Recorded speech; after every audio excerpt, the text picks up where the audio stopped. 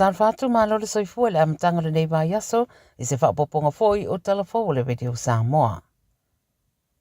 O le whaururunga malo o whaatasi le maenga o le whea ngai ma le mata i tuina o mata upu tau niukilia wa ia tā ua o sofa inga Amerika ia Iran sa toi titi lava matua i whaarea ngai na umai le porkalame niukilia rea mai ono toi a mata ini nei masina le maua le uranium alea tunuu.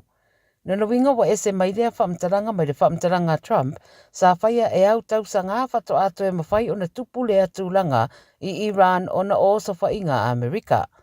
O le whina ngaro whaadia lea o Rafael Crowsey le sui leo le malo au whaatasi ua whaeroa mai le CNN ma ua fōringa ua langolango ai le urua i loilonga sa whaia le Pentagon i le mata upule nei ma a whianga o sofa inga na whaatino Amerika i no fuanga niukiria o Iran.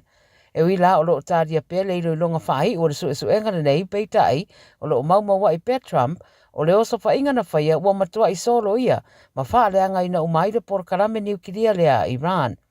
A whairoa lai Crowsey e moni e tere a whianga wa iai i neino fuanga a o loo iai lava le mawhai i a Iran e ala i ana whalenga osi o loa mawhainga whaatekonolosi e toi a mata wha wa waile ngā osi o le uranium.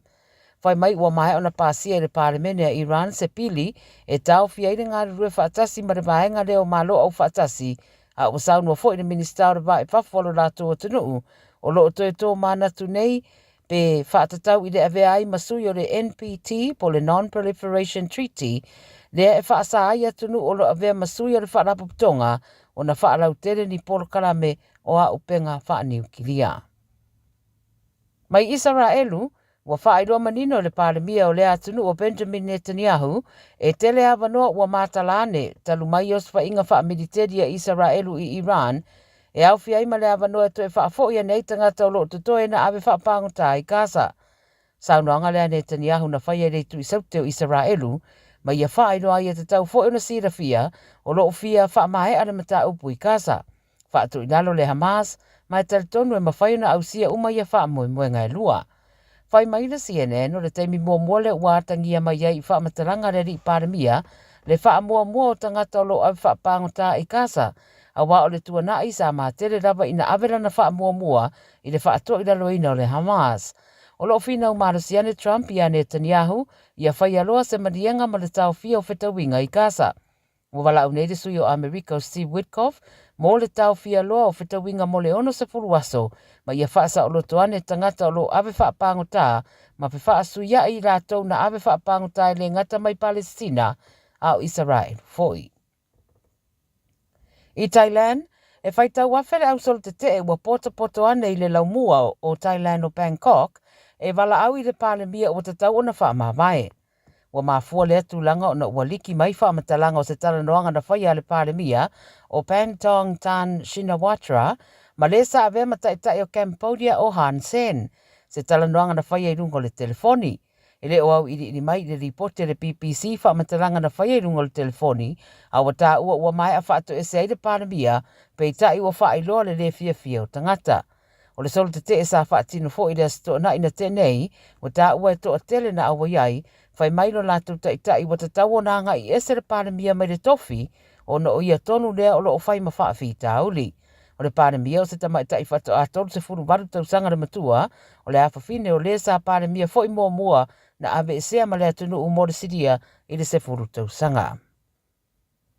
Mai le Pasifika e te ena e pula le moana Pasifika le iai o ni tupe mai le public funding po o whaaputu ngā tupe lau tele ualu i le Super Rugby. Ma ua lipotia le Radio New Zealand ua whaia nei le suesuenga tutu o tasi le te puni kokiri i le whao ngā ina le tala whea ngai o whaaputu ngā tupe lau tele sa tuina mo au onanga ale whano ora po commissioning services. O le suesuenga tutu o tasi e whaatatau i tu ua inga i le whao ngā le tala whea ngai o tupe e ofisa e lua le te Pou Matakana Limited po le whano ora commissioning agency ma le Pacifica Futures Limited. Ta wera ripoti le whetaua ina o le mawai fo i le moana Pasifika o sa whasosoani mai le whano ora. O le Pacifica Medical Association Group o le PMA, le ana whaatauina le franchise i le tausanga na tenei o whaeloa e ono lusi le kon karate le ama le whano ora Ai tawala i le tōtino le Pacifica Futures. Pei tai wasau no le tai fono le PMA o Dr. Kiki Mawate i le lava lipoti. E lātou te ena mahalosi ia whamatalanga. Ua whao ngā tupe i se tūlanga le talawhengai. Na ia tā ua fōi o le Moana Pacifica, e le na o se aulaka pi, a o se moment mō tangata Pacifica, ma o le aulaka pi o lo whaangai o ia, e ala i tupe maua mai whaasalalonga whaapisinisi o le tālonga, e meisa le New Zealand Rugby o le World Rugby, Sky TV, ma le PMA. Talmulmuli, wa amatalo e nei tālonga la ite le Pacifica, le Pacific Mini Games, lua whelua rima i Palau, ma o le laumua o Koroa, whaatau nuai le sauninga amata. O le presidente o Palau, Zurangao Webbs Jr., na whaawhelo ia le au malanga o tangata taa alo le Pacifica na amata alo ia i loa, ma lea wha moe moe. Sauno le presidente o le pulenga o taalonga le Pacifica o Vidya Lakan, o taalonga nei e laki le Pacifica e wha pea ona o lato whaatino e ui oro iai vaenga o le rarolangi e le o mawhai, o na whaatau nu waini wha moe moe nga wha penei, ona o lo o mawhatia i vevesi. Ua whae lua toi titi lua awhetanga ta alo mai sui o au malanga mai atunu o le Pacifica o lo awa iei ta longa.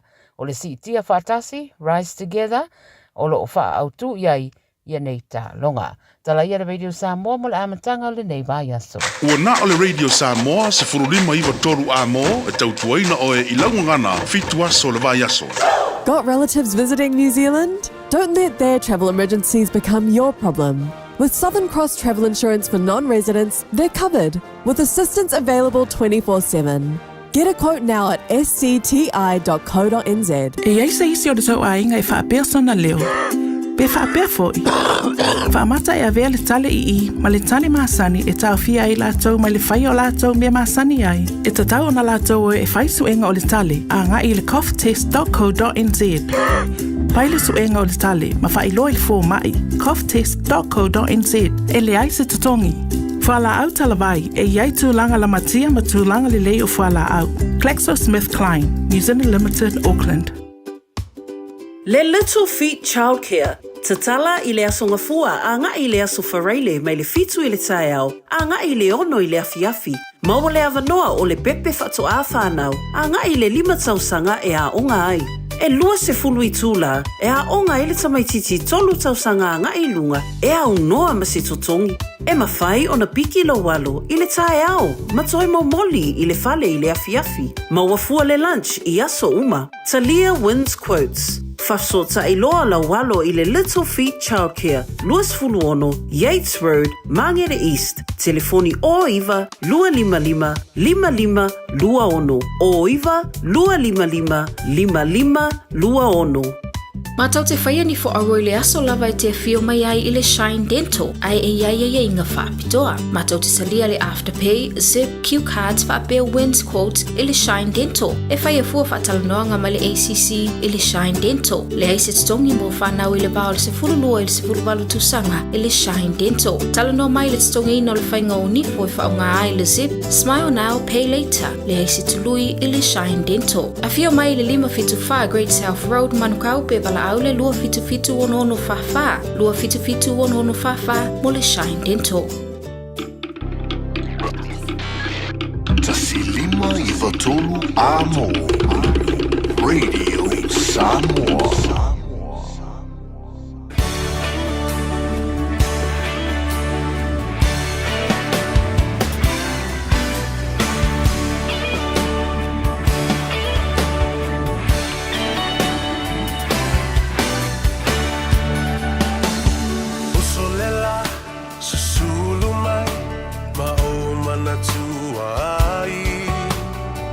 Samoa, le nu'u o te nofo ai.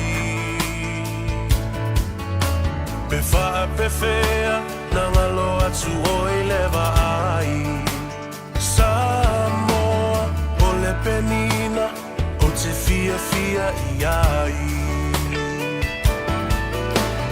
O solela, susulu mai, ma o manatua ai. Lau Samoa, le nu'u o te nofo ai. E whaapewhea, na ngalo atu o i lewa ai. Samoa, o le penina, fia iai Hangi mai se matangi E momoli atu ai Hoku alofa ila Samoa Matalasi Hangi mai se matangi E momoli atu ai Hoku alofa ila Samoa Matalasi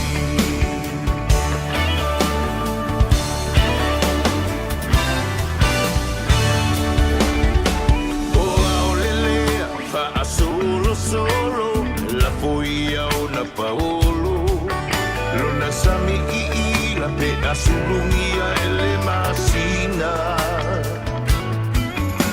pe fa apefe ngalo atu oea ita Samoa ole penina ole vasa pasifika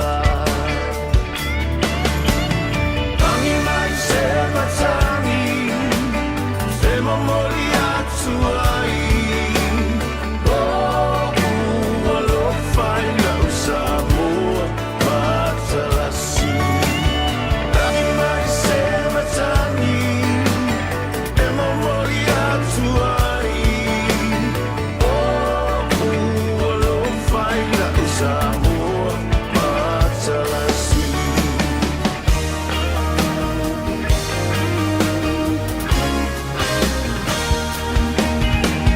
Matangofie, le afi pe asa vali Lona la lele, ma folinga e whilanua I Pe faa pe fea, na ngalo atu alo wingoa Samoa, ole penina ole vasa loloa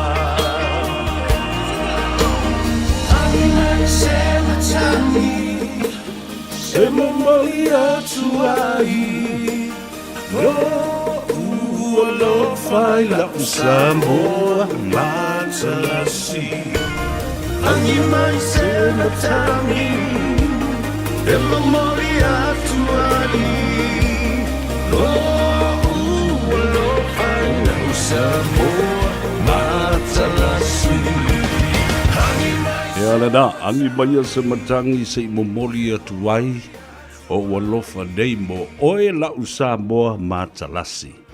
Le fionga ya le sa, lani alo ia fa perfo I le fionga ya le sa, ila lio tuanai.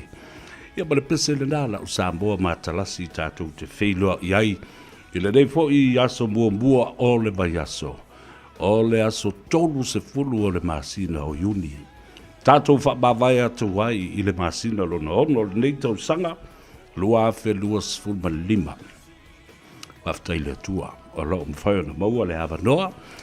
Ma ua anga le le iai le tua I lau tau soifua ma se malasi poe o le au na nei. Ua tātou toi lau lua fesile wha iai e lunga pe au mangarangalu o le ea. I le wha ua wina o le tautua mo oia le siu fonga o Samoa le Radio Samoa. Se folu lima iwa tolu a moi au kilani. Tawalunga atu ai foi o tātou tala I le Pasifika maisi atunu o lalangi Australia ma New Zealand nei ma Samoa. Ia, whapea foi le au nanga ma le tautua. A le tofa I hafonga bua. Ia, po le vitalenga foi I se manu. Francis Ioane. A mui o la walu sa o le fale. Sa ili matangi ma sa ili manosi ai. Ia wale toi wha ua wina o le tautua. Ele aso a tai au. Malo le ngā lue, malo fo I le tauatai, malo le pale, malo le ono sai ma le lava papale, I outou tiute ma whai walo Filipa. E au manatua fo I o tala e whai le atunu o le nei mo na whaiva. O whaiva o Samoa e tā I le tai tā I le vai. O na whaaha e lea I whanua. Ina ua tauta ia ia tautai mo lātou whaiva. Ia, a o whaiva o pausisi. Ia, e mate I lima. Pe whaape I. Ia, pe tua mani a. Ia, ala lea o tō le whale o tautai. Lau sa o lātou whaiva. ia e tufi tau whao le atunu. Ai maise. Ia o whaiva mamalu fo i sa whenga iai ma le ainga sa le vi. I le tuli vai i le atua ma whaano no manu. A wasa manuia o Samoa lau tele le ngata i nei atunu ua a veo mo tātou a ingalo na lua. New Zealand, Aotearoa, ia a au le tāpua inga ana i o tātou ta mahamtina ma tua o tātou a inga e fia. O lo wha muli mai, i lau whanua ma ele o le atunu pele i Samoa. Ia a fio mai ma tala mai au, a matalia fo i o le nganga i fo whaiva o le atunu i le nei a songa fua. Ma me moe sa manui le tai au, ina ua ala wha i le atunu ma nganga e le la. Ia, ma la usu fo i tiu te mawhaiva masani ua ta tofi iai. Ia, leo ua te ale titi le tu lai wha. Ua lata fo i o na ngoto atu le la, ma nganga ifo le la, ma nganga ifo ai mawhaiva mamalu o le atunu. Sa to tofi ma utou ngā pāti ai i le nei aso. Alo, le whatotoa, ma lo fo i le ngā lue. Pa ia mawalunga o le tāwhatolu o le tātou vānu nofo, pa ia mamamalu whaale malo, pa ia fo i mamamalu whaale atunu. Ia, mawalunga sa vi ingo le tua, e mamoli e ana au auna. Ia, male pa ia i le ainga sa le vi, tawhai fio le larulangi. Ia, maso o se vaengo le kelope, o lo o no pia iai i o tātou te ngata Samoa. Ia mata se ai le au whai ngā luenga. Ona ole tau waswaswina o le vai o le ola mana ngā luenga a le tua. Whatalo whapito i atu tau ta mamtina ma tua o le atunu. Nai tua asina sina. Ia, ma loo fo le talo, ma loo fo le tāpuai. Ia, e awhi atu fo i e whatalofa mo fo lofa i a te oe ma le manatu. Ia, sa manuia lo waso. A ele teimi sa malolo ai, a ele teimi sa whaiena i ngā luenga o masani ai, tātou ta mamtira mātua. Ia, o le teimi atoa. E taito rua ina oe i le tau longo le Radio Samoa malana au whai ngā luenga. Mai lavo i le tai au fitu aso le vai aso, loa se fulma le whā i tū la o le aso.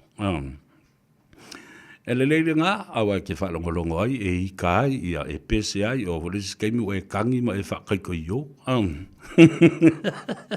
E sao whai, nisi lo makua, nisi pikom ki kilo ma iau iau me ngā whi mai. O le a me pupula mai e. Se me maka le mere, whai atu ai fo, ia, e whapena winga. O nai o tātou to maamtina ma tua fo le ke ia ua misa e le se me ngā renga misa. Ai ole umi ngofu. Wa umi kelenga lufa ipo. Ia le na. Patalofa ile pa ia maulunga le atunu. Alo mafuta mai lunga le tātou api o folinga. Paanga totino masani. Ale si ufango sa momale a tau sa vea. E vai aso te tasi uma. Lunga le tātou YouTube channel. Whapena fo i mo le tātou Facebook page. Ia, wha malo ia te utou le au tustusi, uso matua whawhine a lo o fia pea, e tau muli, ia, malatu tuli au pū, le nei pola kalame, ia, mese fōi, le nei au nanga, whaatau wā. Ia, awala ma fōi, le nofo sila fia ele atunu, o le te leo mea, o lo tutupu, mea o lo whaasa lauina, le au whaasa laumalau tustala, nisi fo yo mea ele yo o yelo mal malo ma fau e fau I lau whaalongo I lau whaalongo mai I se wha tupu manatu ia whapena fo I ni motu ngā awha e folosia e ta ua tele ia a wā le whaafonga ma le nofisi le fia e le tātou atunu ia nā mai oi malo waso o lefu atu ua onga le nei teimi whaatalofa en whanau Whatalofa ia te utou tamaiti, ma mumboe sa se teimi sa e so soni, whaise ngā ruenga a siou tamā, ma siou tina, utou tamaitai, lau, ia lava I whafo, ia ma whaile tā ngā mea, ia o ngā ruenga whaloto I whale, give mom a break, now that school is in holidays, So give mom a break and give dad a break. And also be kind and be close to your grandparents. Te mire nei o tūta maiti o mai. Ia ma whaalata lata i au tafo le ta mamale tina matua ma oi whaatala noa. Whaatala noa ma whisiri e. So se mea ke whisiri e il kuspa ia whisiri e i tala o whaanganuu ma tala whaanamua. O le ngafolo tau ainga o whiana sa uele lo matua o whianga rua whekau iaki. Ni mea upo whapena. It is good training for the capacity to think and remember things for our grandparents. Ira nā, siri, ia o, la kaus, la whele a onga a onga. A la kai minga e ngofo mai e le a onga. La sau ngā ruenga sa whai le nā vai tau. O le telo mea nei, o le sosio lo no nofo mo tātou mātutua. La tau te fia fo i e tufa i a tātou mā tātou whanau. Ai a whai la tātou te le whao ngā ina, le nā awanua le lei. Ia, e tā ua au ai mwhai ona whasosoni i mā whau o tātou ta mamtina mātua. E whaahalai, keep them alert, keep them thinking and training their minds so that they can remember things. A wale tele o le mai nā le ua so bai le wai temil nei, o le ngalo mea. Dementia.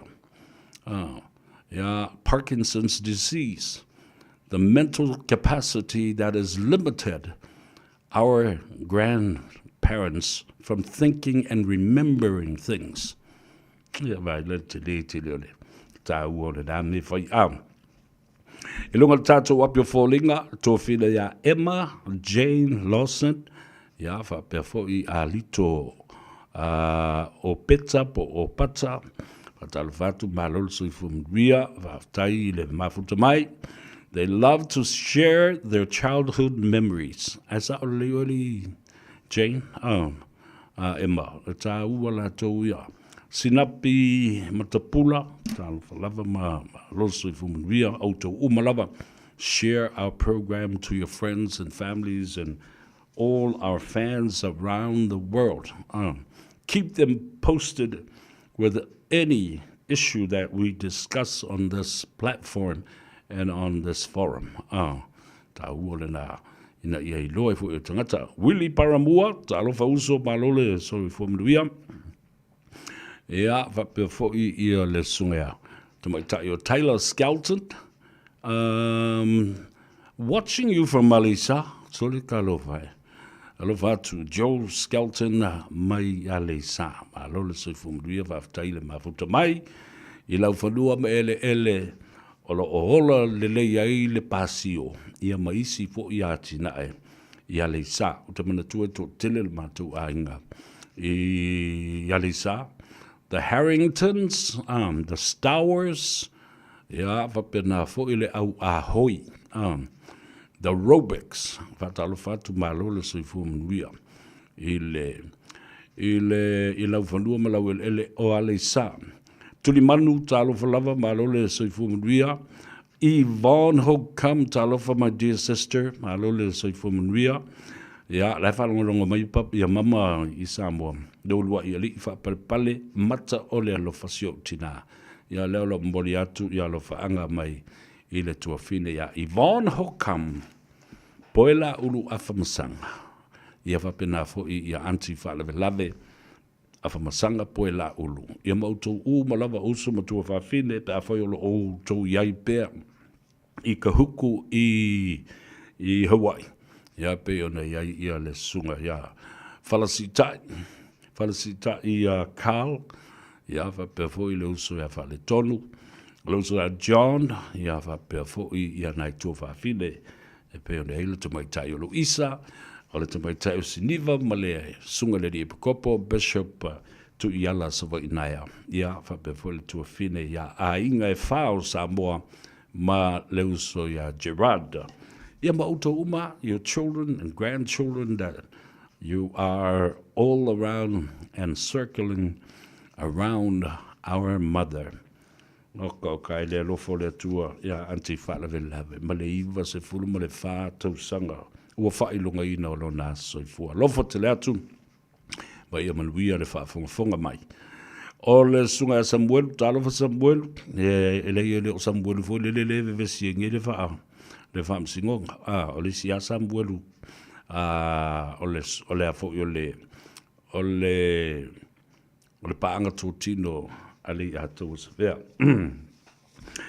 Ia, lena, wa amatali o fo le nei aso muribuli o le nei masina, tātou whaamawai atu iai, ma tātou langona ai le nganga whaaftai, i lo tātou tamā i le langi. Ona o lona anga le lei, ia, ma le muri tai pēr i le pui o lo tau soifua ma so tātou wola.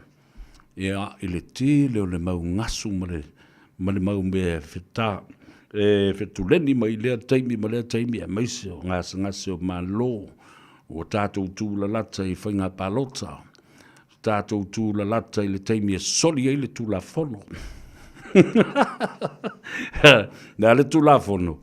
I le tūla fono le nale o le vaenga ono o le whaavae o le tūla fono o whainga palota o le luafes fuma le iwa. Ngai whai ea.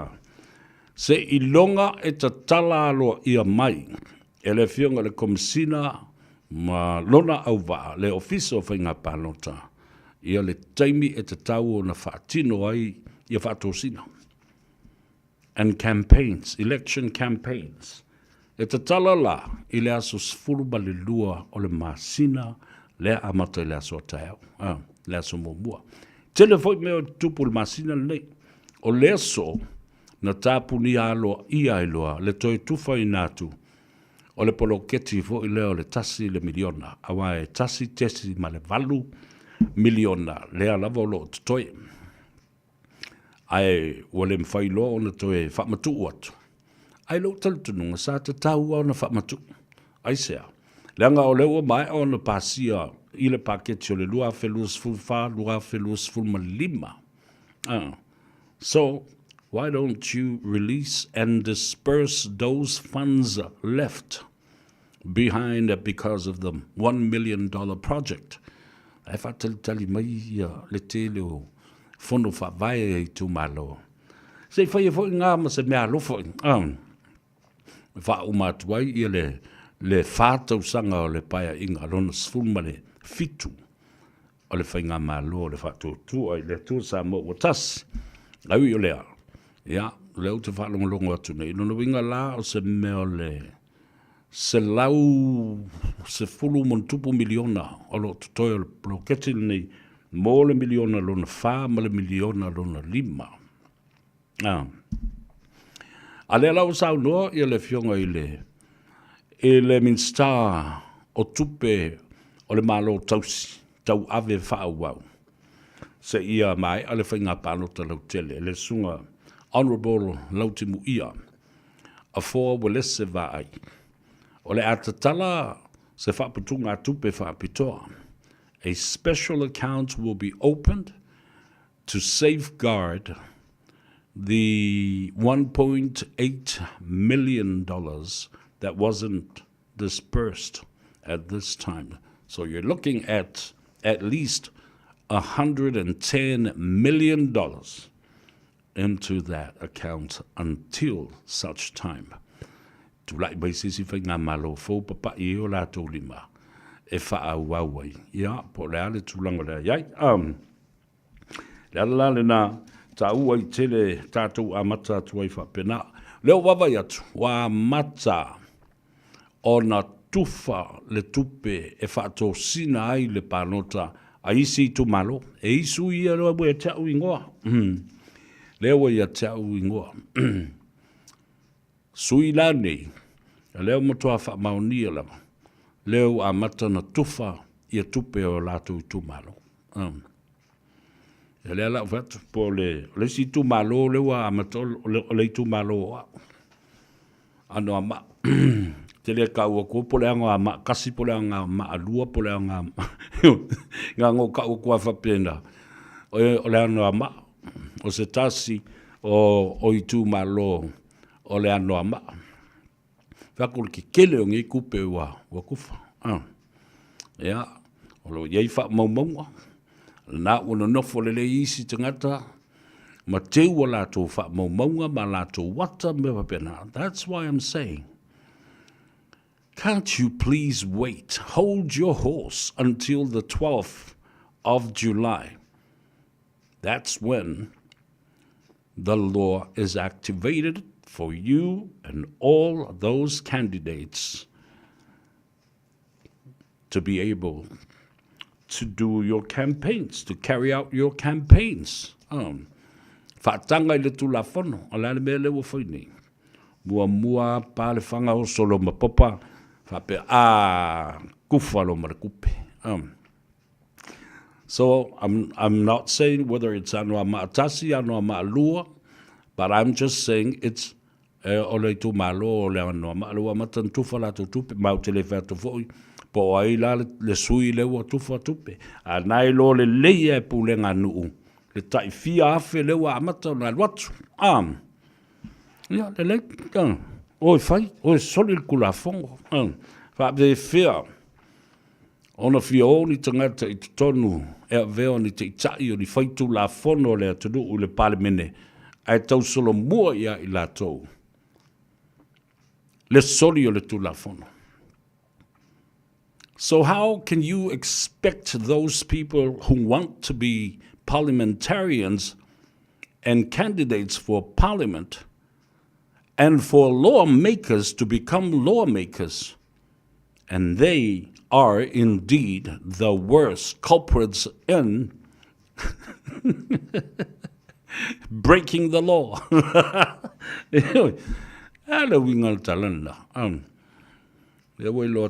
There's evidence that people are giving out money now. Lela toi fo I le baila utala na avatu I le tolu vaiaso, fa vaiaso o tuna yatu. Aole yo ola fo il teimi. Na malepe le parliament. Ma fata ape le parliament ina ua le pasia le tala autu ma le tala fata tau o le tupe ale malo. Ole auto mata Samoa. Ladies and gentlemen, brothers and sisters, the whole of our beloved Samoa, watch this space. People will be buying this vote. Yeah. La tu fo le tu malato telefoi I lanto o le amoria. Ma le telefoi o ni fa msinonga. Ole atatu to nofo ma mata iai. We've been there before. And we didn't want to go there again. But unfortunately, yes, we kept doing it over and over and over again. Tātou te whai pēr ma soli pēr ma wha wau pēr lea soli tula whono. Leanga o le tupe. Malo si anga o le tupe. Ia le nā. Nā ua amata le whātou sina ma le tufa ngā tupe a tangata. Watch carefully. Ia a o taula ia o tangata lautele o lo. Tangata lautele. Tangata o le o atu, tangata nei ma whaavalea ma tau ma whai e whaatau. Ia le pānota. Mami milo mai o I le pito lea. Vai. Ia la uka ua kua ki o le mea. A watu sui whaori oli I a te oe. Ai wawa ko mo skupe lei ave whaonga. Ia. Ave le tupe whaonga. A waku isi sui. Au mai. Ia pe ale mea fo lele le whai ele. Ia mea le funga ngutulua wae lua ngutu e ai ele funga. E ai mai I, toi ai mai I, I listein, alna ai mai I, e pasi mai I. Ia whai lola I al mea na funga, au mai. O whapena pe o te lona fo I le au la funga. O ai ale sui whaori ori o lo ka moe maranga ako kupe, ma kufalanga kupe, au mai. Au mai sa mea saudi. Ai le guarantee la lo. Au mai sa mea so leo gere pisa. Kau pisa. Wa le fa ya tua so yel so yel tu la fono ave ke fa le o kupe se fa le lo o pa e mluia. Ai le na la o no fo matu fo sa vali le wala le me. Ia le la ia. No. E mongi me o la kan.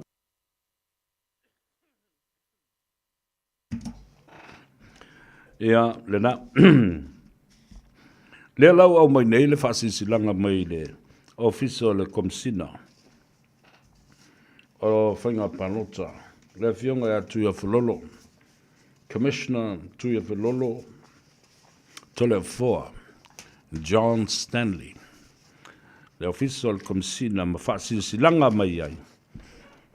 Ina ia aloa ia, mausita ia, e tangata uma o le a awhia le whainga panota, pati whai mo la tau sui whaolioni. Lan me fai usta il tu la fono. O lea, ua mata i tui nai, o loo wha atino, le wha lawi loa, ma le wha tōsi nā nis tangata, ai o le i o i le aso ua wha tangaina, wha le tu la fono, e whai ei mea ia. O lona wingala, o ata, ia ma wha upunga, e winga i se sui tau wā, e le tauona tu ua i lunga. Pe whaalawi loa i mga hala, ia po whea lava, po whale o loa e wha pi ai. Le ai. Lona winga whaila, e wha pena whaila i upenga ta whailangi. Tau o na lapta ia ma wha i tete ai. Ina ia awane ia awhia ai. Ia oi, O le o whaelo mai, o le aso se fulu mo le whao iu lai. O le a tatala i nai, ia le whainga palo, le whainga whato sina, ma le whaalawi loa o le whainga panota, mo sui uma. E ono vai aso le a whatino ai le vaengal na, iuni iu lai, ma vai aso mua ma le lua o aukuso. Ona tapu nia lea I le aso luas fuba le wha o aukuso. So, which means the whole of July and the first 2 weeks of August 2025. Yeah. E tātō nu lava, ma tu sao le vau le wati I le tu la sfulma le lua I le uli, ai ku sao lo fo I ma le maka o le la, I o lunga. Tā lo le teimi le nā, ta puni loa. Leto ye se fato sina. Ave uma ilalo fa iloilo matulanga fa pena o ata ma fa mtalanga. I so o se vaenga fa upfai. Ia, o na alo loa lea. I le whainga filifilinga. O le whainga filifilinga mo mua o le salusu mo fitu. O le first poll na po le pre-polling. Mantua fo ila le pre-polling na ila solus fu mo le fitu au le yo ila solus fu mo le vai afi ai ta mam tina mat tua uma tangata ye yo la tu mana onga tu mau le manosi pe afai le mfaio na ona alu I se fale palota fatino ila na palota ya la tu la na o lo fo malanga ai le yo o ile asolus fu mo le vo le asole na le palota o tu ia manisi fo I lava ye yo la tu noa ni fa lave fai ia tu no mamau ai mantua la e te sau e tauna mai le fa mau ni o le mafu ango le ala yo na ele palonta I le asolus fu ma le livo o kuso le palota au tu ale atunu. There you go. Lona winga la o sui le stala malama. O le awhatino le lātou le stala ma le lātou declaration I le aso fitu o iulai. Lona winga o le so taiao le aso muamua. Aso sā o le asau nei o le aso ono. Aso tona o I aso ngfua loa. Ia o le aso le na e te tala I loa le stala mo sui tau wā uma. I le whainga palota. E na o le lima lava aso. E te tala ai ia le whauluina o sui ma le stana. Na o le aso fitu ai tāpunia i le aso sfulma lua o Iulai. Ia, lena, utongia mai, ia e. Ai loa lava e te loa tausi le tulafona, loa e te leo solia le tulafona o whainga panota. Ia, na i loa la ia lea, e saunga le mumea uma. Ai wiki fie poko. O e le sui le sui whao liori, ke fie poko au suska i tulafona o leo a wai. Ia mautau ia o sui paloto, sui o tangata lau tele o e palota. Ia ko ke whinga vale moto o fua tau a mō ma tau a nau mai ia ni tupe mani mea tō tino po a lava ni mea. Mai sui tau vā, io e, awa ole mea nai loe foi. Ngā fui ke kau whao soso la oe, pito la au. Ina ia sasi ai ia si la sui o lo fau e mamoe. Awa e lus fuka la ai lo kai oe ma whaale au ngā ato ai lau palota ma lau declaration and your registration. Tano whai. O le me whamanatu pia. Aua, nei tātou sosoni, tātou nei o komiti fo i e whafoi. Lea e avea ma komiti whapitoa a sui whaoriori. Aua fo i tau te solia le tulafono ma tufani tupe i tangata. Ma outou wō i meo pasi ma ta vale ma loli te tele e ao mai tangata o le i tu malo e ave palota. That is a crime committed if any of those organizing bodies for the candidate will ever go out and gather all those public persons to be registered and to do their vote as well, or cast their vote as well. Ele te tau a ea, nā ona whaamanatu i a te oe, e tuu while mūwai, ia nisi whaafita hauri tātou te le mana mia, muli ane, ia ma mai mau ele palota, mai mau e mara candidacy ale tangata le na tuu ele stala, mata moe o le sui whaolioli mo le palamene. Nā o wawai atu, wa whai asi to tele mai o sui tutu tei tō tas. Ia le tue whai tua sa utala, ele nāma ta aupu na outala noa atu ai, ile vai aso na se ima vai atu nei. O le hai a te tau lava le nā, ale tangata la tau ia whenana palota. A ia te au, e tau le langolango ina e lo utangata, ia le meo le sui tu tō tas. Ia sau le sui i te tonu al palemene, e sau maniona mafau fungafau. Sau fo i, ma le tūlanga o le malusi anga o lo iai,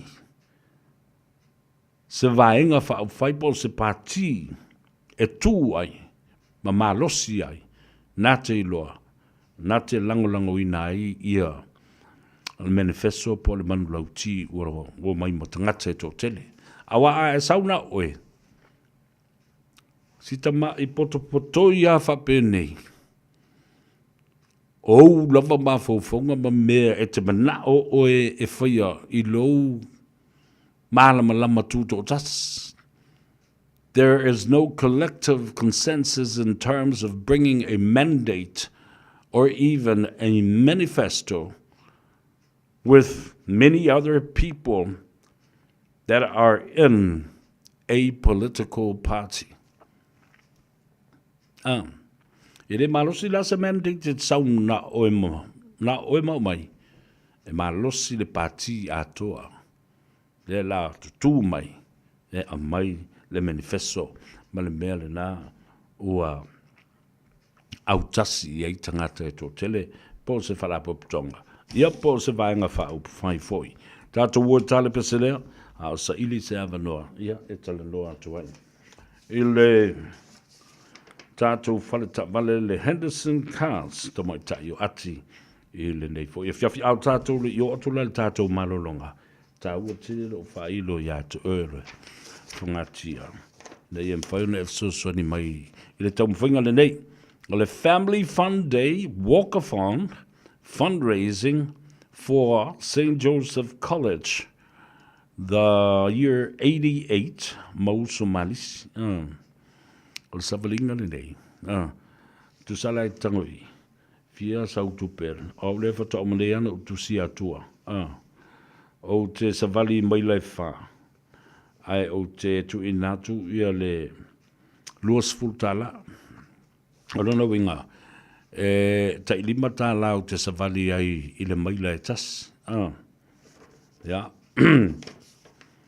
O na tongi la ia leo lau luas fultala. Ya pe tai fa pena se nganga. Au i le tatou pepare i pe mana o e sangi elo wingoa e te lango. I le fundraising le walkathon fundraiser mo le tausanga le aonga le tausanga St. Joseph valu mauso malisi. O le awhia le na i le venue le nei le no whanga Barry Curtis Park, Flatbush i Aukilani. Ja, nei le na tātou te whasosoani ai i le sao i matau. O le tupe o le amo o le wakafoni na me la tau umawai. Ai fia vini mai. Apea, se whamula sa vea se tusi ane la ta donation nei mo le. O le tupe umala amo o mai le aso lea. Ja, o le atu i natu lea. I le ao o le komiti whaafoe i nei o lo whaatino ina i le savalinga nei. Le walkathon nei. Ina ia mawhai. O na tu i ao le komiti whaafoe o lo lātou whaatino ina ta penanga. O le whaelonga ina. O le fitu se furu ma le 5 tausanga. O le aso whanau. O le malis. Ia po sangatu Iosef o fo. Ta ua ia lo tātou whalangulango mai. Nai o tātou uso mai i le St. Joseph. I Samoa. Ia fatasi foi ba onga umalava le kalesia katolika wa tasi na mea ta ua tele molo silfia. Stasi o man lauti na mai ele vanga fai o le HRPP. Fai mai. Atoe o mai tuto, nlato te tongi atoa to tongi taunga tao fai a onga. Ale e kalesia. A fisiri la le tu le me. O ana fea la vanga kou mawhai whiingi me whapenga. O a onga e kalesia. They have already been structured out. The programs have already been implemented. And all these programs too are being monitored. And these teachers from church schools have been paid well. Lelei mamau atu to tongi. Mamau lulunga atu tongi. O whaia onga o lo ngā lue. Ia onga le kalesia. So se kalesia. E kalesia Yesu Keriso rau pa iwa sangotai. CCWS, Church College of Western Samoa.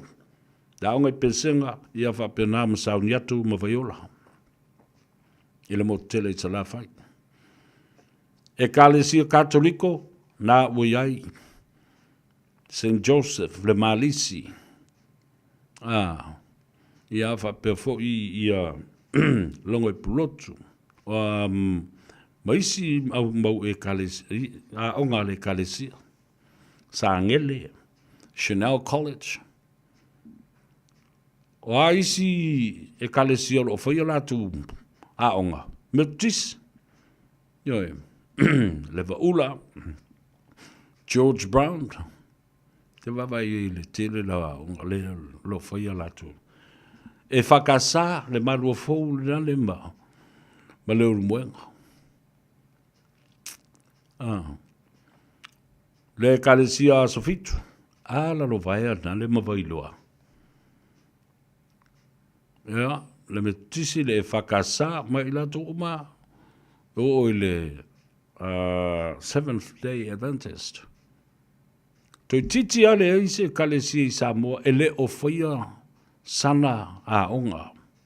Ma o lo le lei le tausia o whaia onga ma le tongi ina o whaia onga o lo ia i. Ia lale na. E maulu mai le pāuaia ia le tele o whaia onga. Wale o toi fia ngā rurue i ngā rue ngā le malo. Ma onga le malo. O wheo iai. to i ti ai mai ngā ruenga wha vai teimi. A o le tō tele, ua sulu mai ua peia o ngā le kalesia o lo lātou malu a papa, ona o le lei o tutongi toi le lei lo na whaatulanga ina mai. Tala le nā, ia, nā lo kālo whāku, i le whesulu tai o nai whai aonga, e mai se fo i le wasenga o leo leo. Le wasenga o leo leo lo sili o na mawhati o fo i ono le tūranga, ua sola ai le wha tuatuanga o le atunu. Ona o le telo ni mau mea o lo vevesi mai whatasi ai masu suenga. O lo whea ngai male matanga luenga o leo leo. La tātou ua tāle pese lea. Ia a se su e mai le avanoa se i vi whaise tala ma le tamai tai o ati mai le Henderson Cars.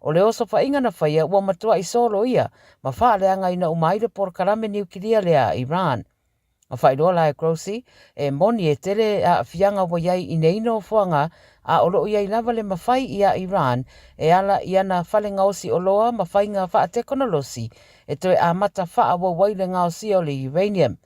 Whai mai ua mai ona pasia le parlemene a Iran se pili e tau fiaire ngā rue whaatasi ma le vaenga leo malo au whaatasi a usau no fo I le minister o le vai whawholo rātou o tunuu o lo toe tō mānatu nei pe whaatatau I le avea ai masui o le NPT po le Non-Proliferation Treaty lea e whaasa ai atunu o lo avea masui o le whaarapuputonga o na whaalau tere ni polo karame o a upenga whaaniukiria. Mai Israelu, ua whaairoa manino le palemia o le atunu o Benjamin Netanyahu e tele awanoa ua mātalane talu mai os whainga wha militeria Israelu I Iran e au fia ima le awanoa to e whaafoia nei tangata o lo tutoe na awe whaapangota I Gaza. Saunoanga lea Netanyahu na whaia rei tu I sauteo Israelu ma ia whaairoa ia te tau foe na sirafia o lo fia whaamahe ale mata upu I Gaza. Whaatu inalo le Hamas ma e talitonu e mawhaio na ausia uma ia whaamoe moenga e lua. Whai mai le CNN o le teimi mua mua le uatangia mai ai I whaamataranga re ri paramia le whaamua mua o tangata o lo au whaapangota I Gaza a wā o le tuana I sa mātere rava ina avera na whaamua mua I le whaato I lalo ina o le Hamas. O lo fina o marasiane Trump I a Netanyahu ia whai aloa se marienga ma le tau fia o whetawinga I Gaza. Wala unere sui o Amerika o Steve Witkoff mo le tau fia loa o whetawinga mo le ono se furuaso ma ia whaasa o lo toane tangata o lo ave whaapangota ma pe whaasu ia I rātou na ave whaapangota I le ngata mai Palestina au Israel foi. I Thailand, e whaitau wafere au solo te ua poto ane I le laumua o Thailand o Bangkok e wala au I le palemia o te tau o na whaamawai. Ua mafua le atulanga o na ua liki mai whaamatalanga o se talanoanga na whaia le palemia o Pantong Tan Shinawatra ma le sa avea mataitai o Cambodia o Han Sen. Se talanoanga na whaia I rungo le telefoni. E le o au iri mai le ripote le BBC whaamatalanga na whaia I rungo le telefoni a wata ua mai a whaato ese ai le palemia pe tai ua whaailoa le fia o tangata. O le solo te e sa whaatino fo I le asto na ina tenei wata ua e toa tele na awa iai whai mailo lātou tai wata tau o nanga I ese le palemia mai le tofi o na o ia tonu lea o lo o whai ma whaafi tauli. O le palemia o se tamai tai whato a tolu se furu waru tau sanga le matua o le awhawhine o le sa palemia fo I mua na ave esea ma le atunu u more siria I le se furu tau sanga. Mai le Pasifika e te ena e pulo le moana Pasifika le iai o ni tupe mai le public funding po o whaaputu ngā tupe lau tele ualu I le Super Rugby. Ma wali putia le Radio New Zealand ua whaia nei le suenga tuto tasi le te puni kokiri I le whao ngā ina le tala whea ngai o whaaputu ngā tupe lau tele sa tuina mo au onanga ale whano ora po commissioning services. O le suenga tuto tasi e whaatatau I tu ua inga I le whao ngā le tala whea ngai o tupe e ofisa e lua le te Pou Matakana Limited po le whano ora commissioning agency ma le Pacifica Futures Limited. Ta wale ripoti le wheta ua ina o le mawai fo I le moana Pasifika o sa whasosoani mai le whano ora. O le Pacifica Medical Association Group o le PMA le ana whaata wina le franchise I le tausanga na tenei o whaeloa ono lusi le kon karate le ama le whano ora a e tawala I le tōtino o le Pacifica Futures. Pei tai wa saunoa le tai fono le PMA o Dr. Kiki Mawate I le lava ripoti e la tau te ena mahalosi ia whamatalanga ua whao ngā tupe I se tūlanga le tala whengai. Na ia tā o fo I le moana Pasifika e le na o se aulaka pi a o se moment mo tangata Pasifika ma o le aulaka pi o lo wha ngai o ia e ala I tupe maua mai wha salalonga wha pisi nisi o le tālonga e meise le New Zealand Rugby o le World Rugby, Sky TV ma le PMA. Talmulmuli, wa amatalo e nei tālonga lai te Pasifika le Pacific Mini Games lua whelua rima I Palau ma o le laumua o Koroa whaataunu waire sauninga amata. O le presidente o Palau Surangao Webbs Jr. na whaawhiroa ia le au malanga o tangata taa alo le Pasifika na amata alo ia iloa ma lea wha moe. Sauno le presidente o le pulenga o tālonga le Pasifika o Vidya Lakan o tālonga nei e laki le Pasifika e wha waupea ona o lātou whaatino e uioro iai vaenga o le rarolangi e le o mawhai Ona whaatau nu waini wha moe moenga wha penei, ona o loo mawhatia i vevesi. Ua wha ilua toi titi rua awhetanga ta alo mai sui o au malanga mai atunu o le Pasifika, o loo awa iei ta longa. O le si tia whaatasi, Rise Together, o loo wha au tu iei, ia nei ta longa. Tala ia le Radio Samoa mo le amatanga o le nei vaya. Hey, hey! Oh!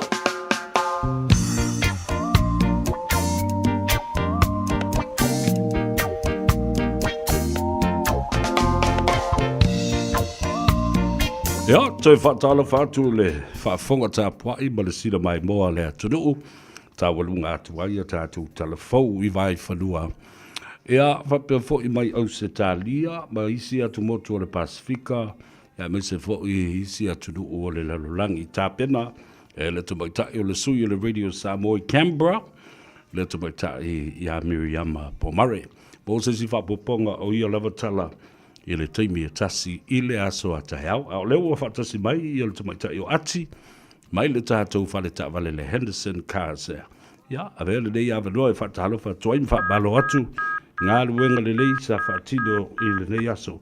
Pea ua koe sola ati. Ia, ia la koe karga ko pese si koe su e mai. Would be a change man, pretending to be something that wasn't here, acting a fool, getting nothing. And then one day, Shorty seen a vision of himself, yeah. Well, he don't see his true colors yet, but he hears his roots crying. Be yourself, Shorty. Be wise in Jah testing, yeah. Then he remembered the day he stood up to the bald-headed man. He said, I'm proud to be what you see. Let not your heart be troubled, neither let it be your friend.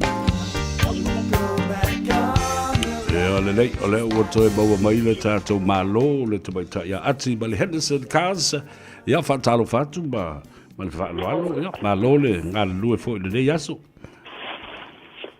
Ia malo sei fo se vea, nange mafu ia te ura problem. Fui minuta o kalame masani. Ia o amare nai tua sa so ofisa. Ia, pule alofa le tua, o lo le lei mea uma, Via le au whai ngā luenga, ana ia fo I le talo le tau, ia o le malulu masani lava e pe ona tātou iei fo I le lewa I teimi o le tau sanga. Ia, e mai le tātou lotoa, ia ma le au nanga fo I le nei aso. Ia o se reporte atu I le taso ofisa nei, ia le teimi nei o lo wha atu mulia le taso ofisa le teimi nei sa vea I si foia le malo le tunu lo wha pia o na wha atali le teimi whai ala so sign up. Ia mana I si foia so toa ina le whatoa malanga mai Samoa mai le kosa, le malo mai le kosa. Ia o lei I le teimi nei, ia o le e wha atali teimi e whai e fo ia la so sign up. Le sa whai ala so application ana nei. Ia o le tali, na maua lava le tali ana nei. Le sa whai application, maua lava le tali o la so application I le aso le nei. Ia o le ala e whata tali ia taso a ingai pe o so tolu o la so. Ia ai le tapuni o taso ofisa le tu lai ono. Malo, whaftai mo ngā luenga le leo lo whaatino le nei aso, mo le silafia le atunu. E tāpulia le tātou ofisa le ono. Ia e wha uau pea o na talia mai e la tau o lo le au whainga luenga. Ia applications o lo whai atu lunga le tātou online. Ia me se fo I le tātou Facebook page o le sao lea. Ia sao le sa vea. Ia e tapuni lava le taso ofisa le taimi masani I le ono. Ia ai o lo o iai lava taso ofisa o lo whapeona ngā lulue e se ia pa ia le tula spuma tasi ana nei ia po le lava le teimi e avanoa ia o lo o iai le o lo o mawhai lava o na sali asu lau wala au mai le telefoni ia malunga o le taso Facebook ia o lo iai lava na i taso ofisa o lo whapeona ngā lulu se ia pa ia ngā nei le tula spuma tasi. Malo, whaftai. Ia, o le teimi masani lava leo o tu e tapuni el tātou au ranga I le aso o le tau le tulai ono? Ia sa le ia o le tulai ono e tapune lava le taso ofisa mai le songa fua se ia pa ia le asparaile o taso taimi masani lava na e tapuni ia tato ofisa nei ia se vanga na le weekend ia le tapuni le tulai 5 ia malasu sa e tapuni le tulai 4 ia ole pisi masani lava le Henderson Cars ia tautua lava mole malo le tunu lo whapeona nga i mai asa lava ia e pisi lava le tato ofisa ia sa lava ia na ia tato a inga lo whapeona malo le sei leo mai mi Samoa ia o lea nga i mai ia e fia maua fo e se soani ia fia maua ni sa vale awa ia momolingo la so whanau ia onga ia le ngata i lea ia le atina e ina fo e la so o la so le fato ao mai i tono la sunu ia o se faa umatu pea ia la reportere fa umaina ni sapo kalami ia o tele ia tata vale ia modify le dena sau no ana nei ia e fai lava si telo tata vale o youth o van fulu for sutasin for gelenga tele o van for a family van leta ibalu for fitu for ia tata vale na le fa pe ona sau no mai ana nei ia leala o fatumulia I lava taso ia wa uma ona modify ta vale ia wa uma ona teu ia ele lava se pole le customer na sau lava ia apalai pe fatau cash ia lumana ia lo wa uma ona teu ma taso ta vale ia fatasi ma taso cash back ma referral ia le maua taso cash back ma referral ia ta vale uma lava o lo fa pe ona apalai ele customer ia fa pena taso laisende Yo lo salia uma license Samoa o le salia license Samoa o sa so learner license a fai lava wale so license ia o le mafai ona esu mai malo passport o le mafai ona apalai le ta vale lo passport da fai wale ai lava so license ia o vai ta o na o ta o ia fa atasi ai male vai ngale e benefiti o e peo na sa o I tapo kalame o te atu nei ia I tā ua lava tūlanga leo o na so tele lava le malo la sunu o lo whapeo na bala au mai ia e benefiti e mana o mia le tānsa full time ia tānsa na ia e sau sapola o application ia o tūlanga le pei meni ma tānsa alu I tā vale ia e alu lava I lalo le ngō o e le se benefiti so e mana o mia la le so mai ia ma au mai le tānsa le full time ia sau e te lua o whaatasi le application ia po tānsa nei sau support oe atongi la vei oe le sa vale. Ia peo nei vaenga tā ua na o tā ua ia mo le nofusila fia fo e le malo la tunu o e le ia ngai mai o nei whai lava si mamao le o nei te toainga le malanga mai le Tui West ia o le e o mai le mai mamao ia toi o toi su e mai ia ni tānsa full time fo e sosoani I lato application. Ia, balo, whaaftuitele lava nau o manino le lei, ia le mato le vai e le tūlanga o lo. Ia I lau tō au nanga. Ia, a whai e sisi mea ua pa o e manatua, wha manatu mai, ia, o na au mai leo le tā telefoni ma le tuatus. Ia, te tasi lava si lo pa ia o tasi whaavale e solu le whapeo na whaalu lava promotion le semine. Ia o le lava e alu le promotion le semine o tasi whaavale e solu. Ia le mawai ia mea lo whatupeta I lua whetala, ia ma le whaa whetala. A le ngata I lea, ia o lo tau lua tasi whaavale lua whilo lima. O le tuainga leo le FUV. Ia o le whaavale lea, ia e se foiona ia fōlinga. Ka male ye o ngā mo o staimi o na tuasule I o asa I lunga. I lunga o tato page, Facebook. I o na masa I fo I le po ai fo I e fia apalai mai ai ia o lo avanoa le tato finance. Ana fo I o whaatau cash. Ia e maua le discount pia whai e sau whaatau cash le ta avali. O le tasa avale fōlea, ia e whaisi, ia e mānaia tā avale, e whitunu fōa, ia o te ilo po se tau se meo le tolu sfuru afe, o lo whaalu le tā avale lea, ia it's a brand new car, o le lua afe lua lima. o le tuainga o le SUV. Ia taimi ona su atu le lungo sa so ata. Ia mo le malo fo le sunu e fia palai me le tasa avale dea. Ia awa o te iloa pauna ni vainga o ta ua sa Pukalami. Ia ai te whiloa i tai o ta Pukalami maa santa bea whaftai lava mo le wanoa. Ia, malo whaftai mo le ta ripoti. Ia, ta ala soifua le asua ta o te tai au tu ei le soifua mo le ola o lau fionga le te maitai. Ia ta toi whiloa. Ia manuia le toi fo i atu ma le saunga le bui a inga. Ia tele nei a fiafi e wha soifua ia. Ia wha soifua sa vea lo wha atu manuia la fiafi. Wha pena foi. Mai tai o ati, mai le tātou whala tā vale, whai foi ma whonga tā moli o le pulenga, vale au whai ngā ruenga Henderson Cars, e te maua i le tuatu si se lau wivas fu ma le wha Cavendish Drive i nā i Papatoetoe i Manu Kaunei.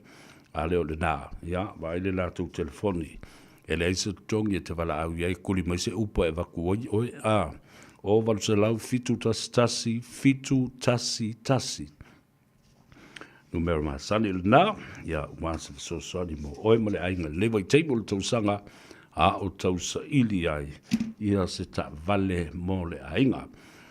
Whamalofa bitoa lava i ngā luenga sa whaatino le nei aso, ua ngā ngaifo ai o tau whaiva mamalu, ia ai mai se fo i o le tāpua inga, anai ta mamuti nā mātutua i mauta malawa, ia a o alo whaiva, ia tama whanau o sa moi, so se tafo laulangi, ai mai se lama fo i le nei atunu o New Zealand, ia whamalo atu, o nisi nā uanga i ane o tau ta vale, nisi fo i o le apu ele pasi, nisi fo i o le apu ele train, ia o nisi, e sa vali ama ki ba aku lako fale. Ia, ta ua le nā, ia tau nu o le saonga le mō, o le nā fo i ua tu ua onga le whanau, mō le nei vai tau, msalo pe lua vai aso o le malo longa le whanau. Ia ma ua le pisi e lunga le ala tele, la le na watu fo i me wale fautuanga. Fai maria le usa, tu ua vanua fo i, don't rush. E te tau nu uma i lalo le wati, pe upu masani le atunu, fai malia, tu ua vanua, i lava papale malo on sai.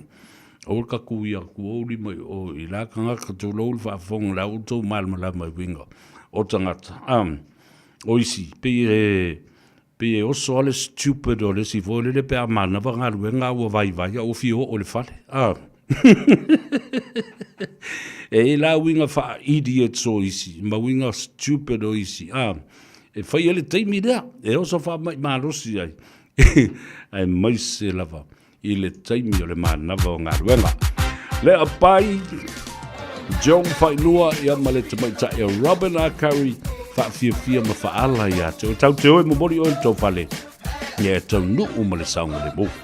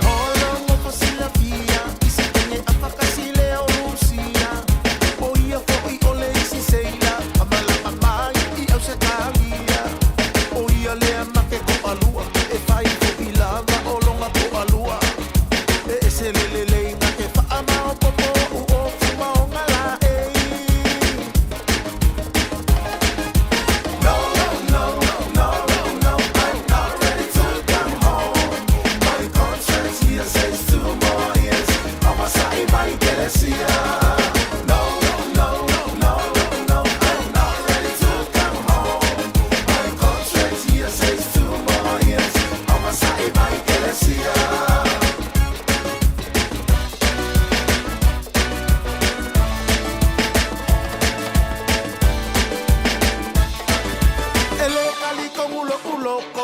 Sia le ama ke ngomofo ta iva be onga eliu ayolo atile ifale la ungiu elo ole ya olanga kama ke yele na lue tau ap ua koe fa afo isa moa ua faila masima san osi anga alu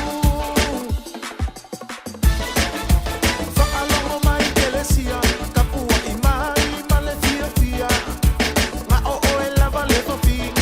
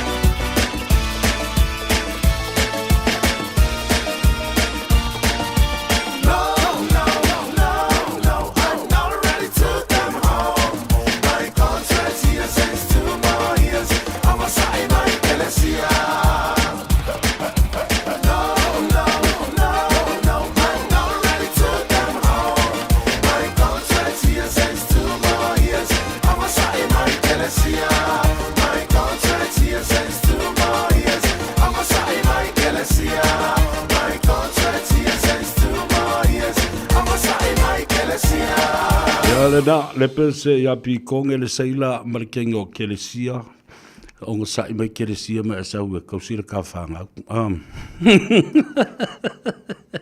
I said Charles support for se kokongi Andrew Asan Talofalava Esau J Moores watching you from Sydney as always le atawa ya mauto uma fa salau nua ya isi tangata te vai atu o lo mai mo mai Alaska Talofalava lipine te alenga Talofalava ba lolo soifo manvia o Isamaeli Salvi watching you from Alaska Leatoa o Pharaoh Tuode the local girl from Otara my lole nga luel de yasu tute ma favor sa nga yai sinapi matapula ya fa pe foi nos Peter Stowers ma ilato le olo ma futa mai tu falta to proclame ta wo tele le tau longo ina ia la pata ia i tangata lai ta mo o sui fa olioli o pati e mai te ta ile tunu o ai o mai fa tau le palota ma fa soli tu la fono lo lato wala i malo i to tonu le mauta io ta uia mai longo tu lava e longo o le su fongo sa mo le nga ngai fo foiva ma le tatu tano ava ia so to ana i uma maso umo le vaiaso avatu le fa malo va ia tu fo i le ma popo mai o le tulanga o le fa amla tuina o le lima tau sanga talu le fa vai le vai nga fa fai le fa tutu e le tu sa mo o tasi le sto na in se bo vai tu nei i na le no fanga o le Manhattan ya va tu fo le fa malo mo le fa tai i la o fionga sa mo maki teo ya mo le fa tua ya Liz ya e mai se po i le au fai ngā ruenga mai la tau uma sa lango sua i le fa moe ne ngata i le nā o le wha ngā ina o le no whanga ia ma le venue fo i o le Manhattan matango fie lona tāpenanga ma le tiutue wina fo i ia baba ai lau mata fia o le lalo langi o tangata ia sa feo i le lofa ia ma le whengalenga le inga wale le tāu ma nei o le tele o tau mafa tele tupe Ele masisi ngā rua le kai rua kai korungi anga mea ai. Ka malo whaftai le whai mea le lei. I lo tātou ai. Le ama sesi na sa vali mai e whaakeke mai longa whakawhaka. Everyone contributed something for the lunch and for the food was wonderful. Ia, whapena fo i male, tātou ulu whale teo fo lava pe am kwa le mo se kele o se kupe le ulu whale la tau ia na o le lima tāla. O i tū malo o mai lima sipo male tasi watu le wha malo i a te utou sa tutu e wha leo lo tau wanga le lei sui wha oli o le whainga palota. Ia, le ngata fo i lea, whaftai whapitoa. I le komiti o tāpenanga e mese fo i lau tau lau whionga le teitei whono, ma le sui teitei whono, le whai lau tusi, le teu o loa, ma outou lava sa lau tongia e whai, ma lima tau matau i ai ia le laulau, ia le komiti whafoe, ia, talo i le tua, ia maua le malosi e whaua ngā ruenga le lei o lo whatilo, ia, ele o toi mamau le whainga palota. Ia, ona whata ape fo leo le tātou wāinga ma le laulau. Ia, ai toi sa ili i luma, i le luma nai, nisi vāenga le lei, nisi fo i toa e manu e tūlai mai e te tai ia le whainga malanga, a le whatuatua i le tua samu. Ta se whapela fo isi pati whai, la fo i whai la tō sa elinga se leni ma la tō fo i wha moe. E tai tusa le leia o le tūlanga fo le o le competition. The game is on now, bro. O mai le tātou tā alo issues. Ia, mama io le lei, ia manu lau ti. Ia, ai le o le, o mai pōngi sa. Ma whi nau le māla mai lava. I le tele o nei mea ua au mai. A o le tala au tū alana le a tau se vea i le whaafonga le atunuu e maise o tau o lo ia i Samoa, mai la tau le amalanga atu i nei, e anga i atu e whailau pānota, ia mo le whiriwhiri o sui o le pānemene. Ave tangata, tau te māla malama le le ia i lo la tau wha maoni, ma le alo lofa moni. I le atunuu, ma le atina e o le atunuu, au ane fia ai. Ai le on tangata e o atu e tufani tupe. Na ona whaafile mu ai o le mativa. Ai le ai se mativa i Samoa. Tala sa o le tala le na. Le ai se mativa i Samoa. O tātou ele, o tātou o ngā sami, o tātou atu maua, o mea uma ua whaavanoe le tua tausi ei le soifuanga ma leo langa nei. O tātou tofi nā. A wāwhoi o Samoa, o le atunu ua umo na tofi, ele o se atunu u taliola. Ele o se atunu u e tali ai, ma whaatali mai ini mea ai. Ma whaatali mai e pei o le tamaititi o lo whaatali i le mama talo, ma le mama whai e mama e lona tina, ma tu watu le ngutu. E le whapena Samoa, la me le la au la tau whainei. Ma fau le le Samoa i lau palota. Tau te le mana na o tangata soli tu la fono e atu e tau ave tofi o le atunu.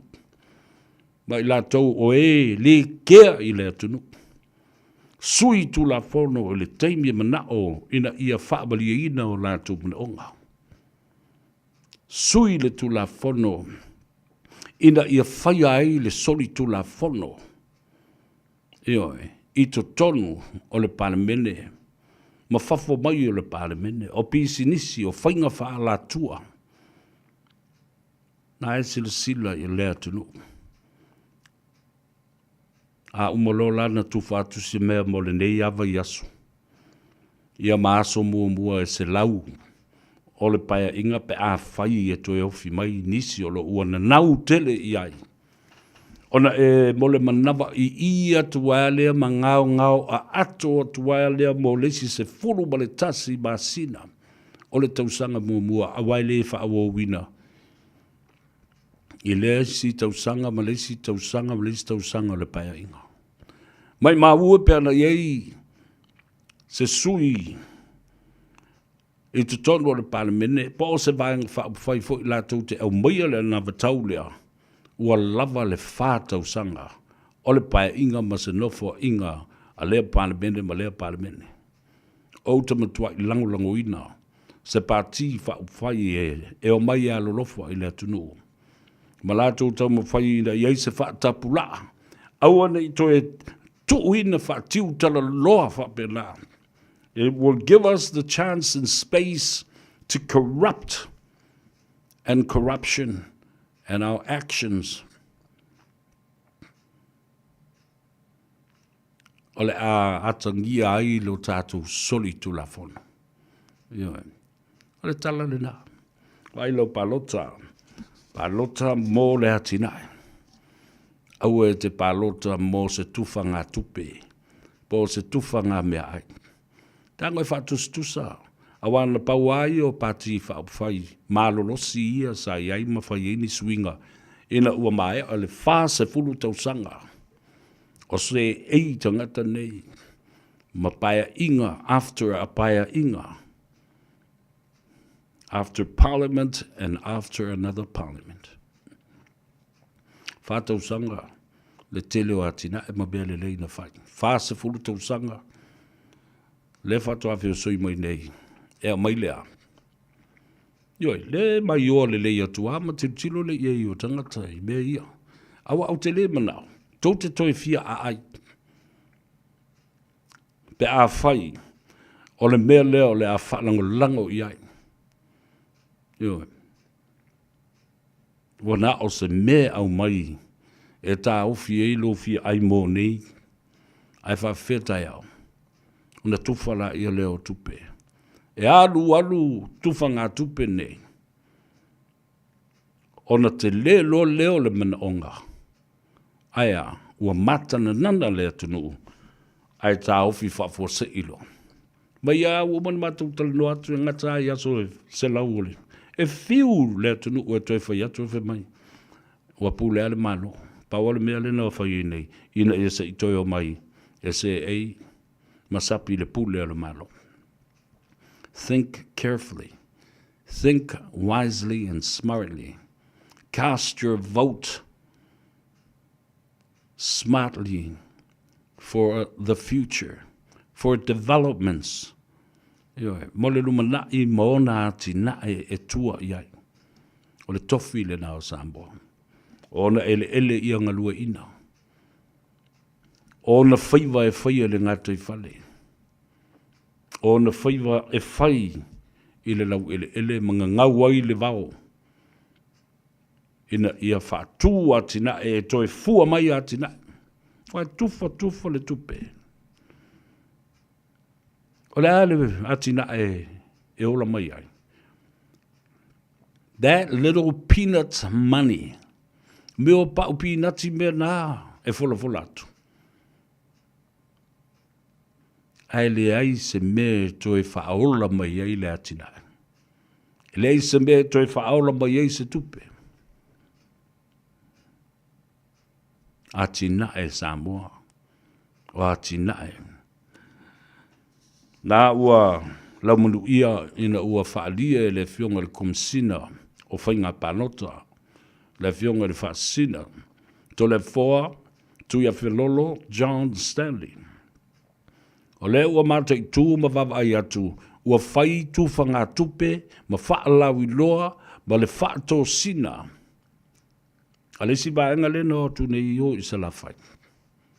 A o le te tala ina, a lo ia le asu sfulma le lua o iulai. Le se fulma le wha o iulai. E whaatanga ina ai I lalo le tū la whono I le vaenga pui ono. O tū la whono whaavai o whainga panota lua awhi sfulma le iwa le na teu.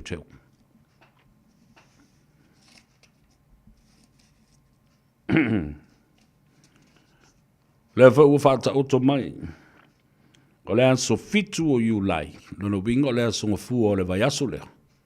O ina e whaatino ai le stala. Ma tau tinonga a i lātou sui tau wā, whaolioli, o loo ngā lulue i le malo, ma whaalapuputonga a le malo. Ono wingo le nā mea, you have to do your declaration first that you no longer hold a position with the organization controlled by government, or a ministry, or a chief executive or an assistant chief executive in any parliament ministry or government ministry. Waifa mawai, lau declaration na, le tau tinonga ua, tati ese ngalwe ngal malo, motofi ngal malo, a ua e sauni. E ta pena, laulo toi fale, e avea ai o se sui whaolioli, ma les tala loa i le aso fitu, se ia pa ia le aso sfulma le lua, o le masina nei lava tae au, o iulai, lua afe, lua se fulu ma lima.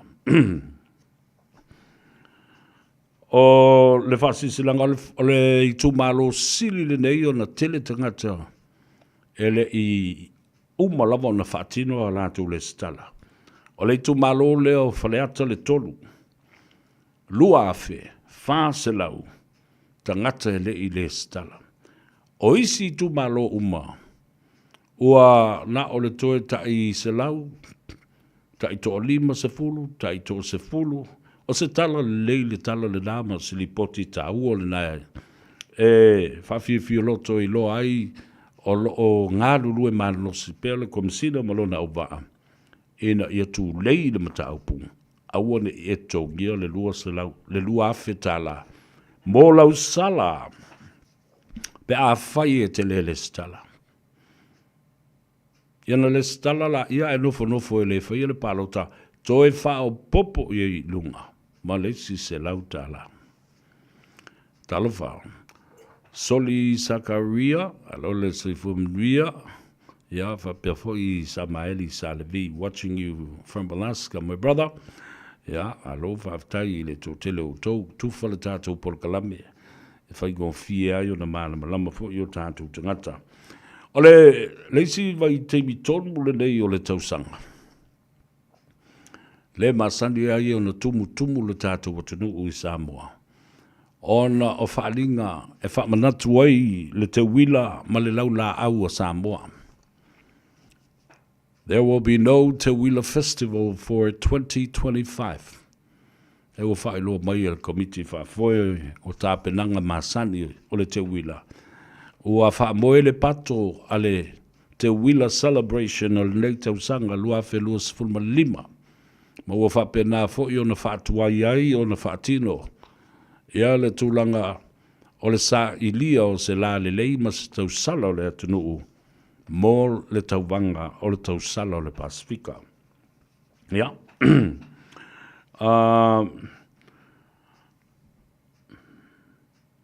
O le wawai atu i le itu malo palauli le tasi. Ua fōliga mai ai. Ua matua i mafuli le afio anga o sātu i atua. E ave le lātou lango. E le sunga i a mulipola ano rosa moli o mo le whaatuatua i le atua sa mo watas. Ma ua whaaftai ai e sātu i atua, i ali i mawhaipule o le itu malo ma le lātou lava pito nuku leo sātu i atua. E le tula i mai o mulipola ano rosa ma le whaatinoina o ona tiute o se tofi o le itu malo o palaulitas. Ia wa, leitu malole. O te fifia tele leitu malole, o ia na mamao tele le mesa o nofo i malau soa. A o veo se whaiwhi au tālai. Ma te no nofo i uta i sangone.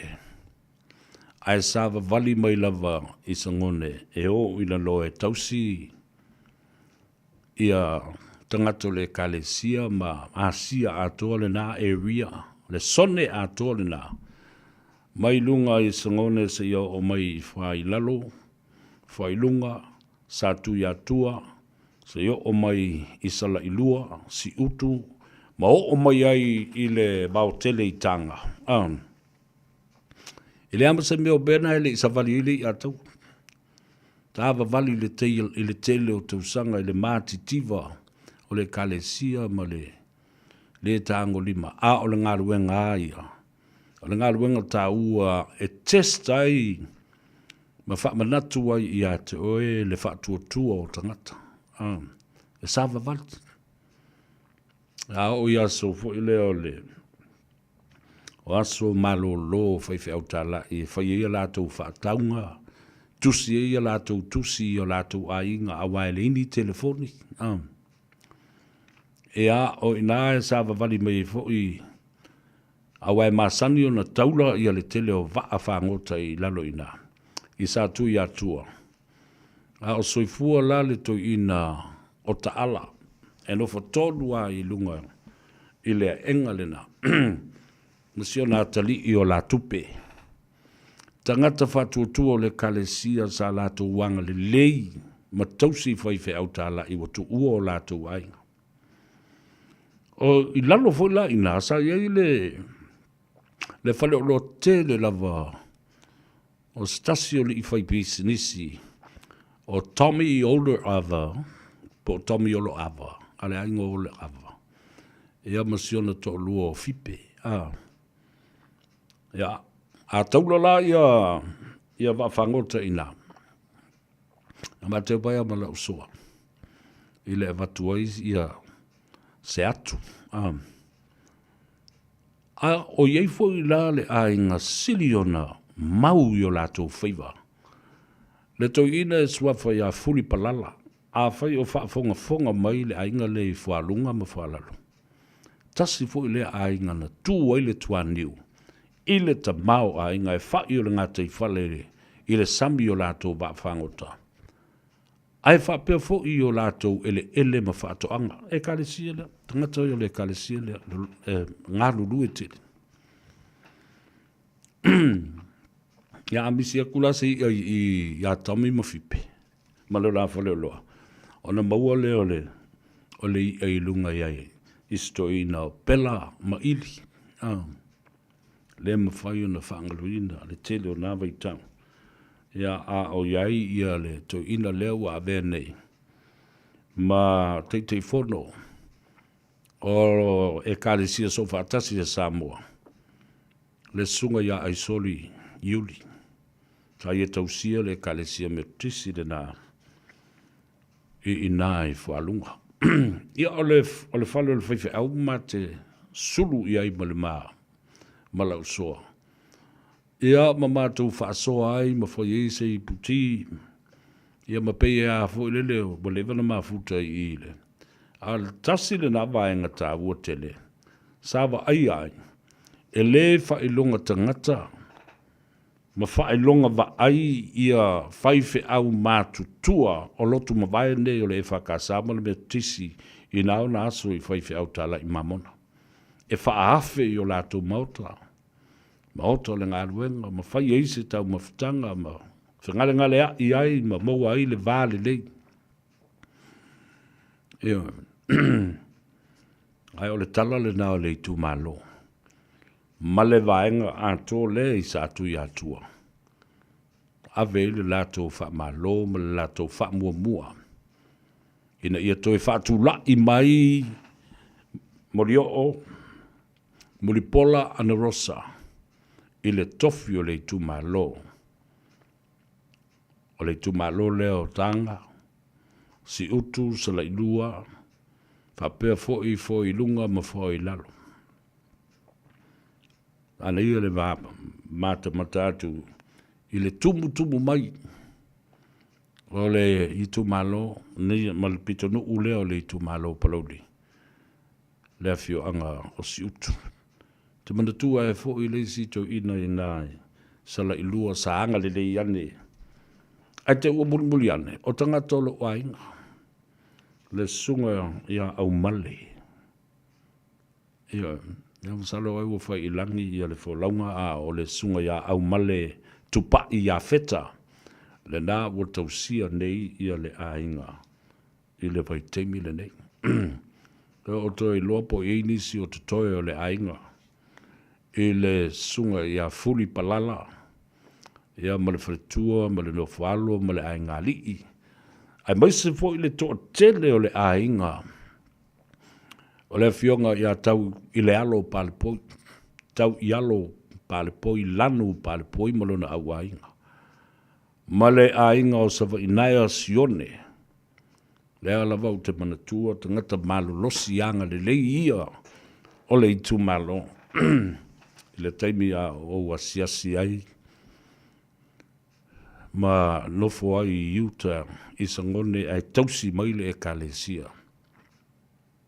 E i fo i lunga. Na vatu le whaftai ma le whamaloa fo i inisio o soifua pea ai maise o le tamama tua i a paa a. Yo, e le tu malo o nganga i malai. Yo, te le tangata anga le lei. O le foi vaenga i le ngā luenga a le autala. A o tolu foi la le nuu leo. E tolu leita maiti. Mantua le tele o nisi a fioanga e anga e atu i aifai fe autala ima. Le lei e o lato maftanga ma ainga e no nofo aifai fe au. A whana naulani tamaiti. I ainga ia. A inu u ia mawhioanga ia. Ai alo lofa ma lofa ngia o e le nā e kalesia po le nā warota po se paranesi po. E wha ingoa ai whanau o tangata. I le ingoa le whaiwhiau. E tolu tamaiti e wha lunga e ingoa i lo ingoa. I lo ingoa mua Al Harrington. Tō whāta maiti i uta i sangone e ingoa fo i lo ingoa. Tō maiti na whāna nau. O lai ma, le whamalo e mole whamaria koe leo ngia whangau, so leo whangau ka ngako le kalesia. A oe ala lofa mai i a te au whamai, whamanatu ai le whaiwhi au le lei lea sai nei.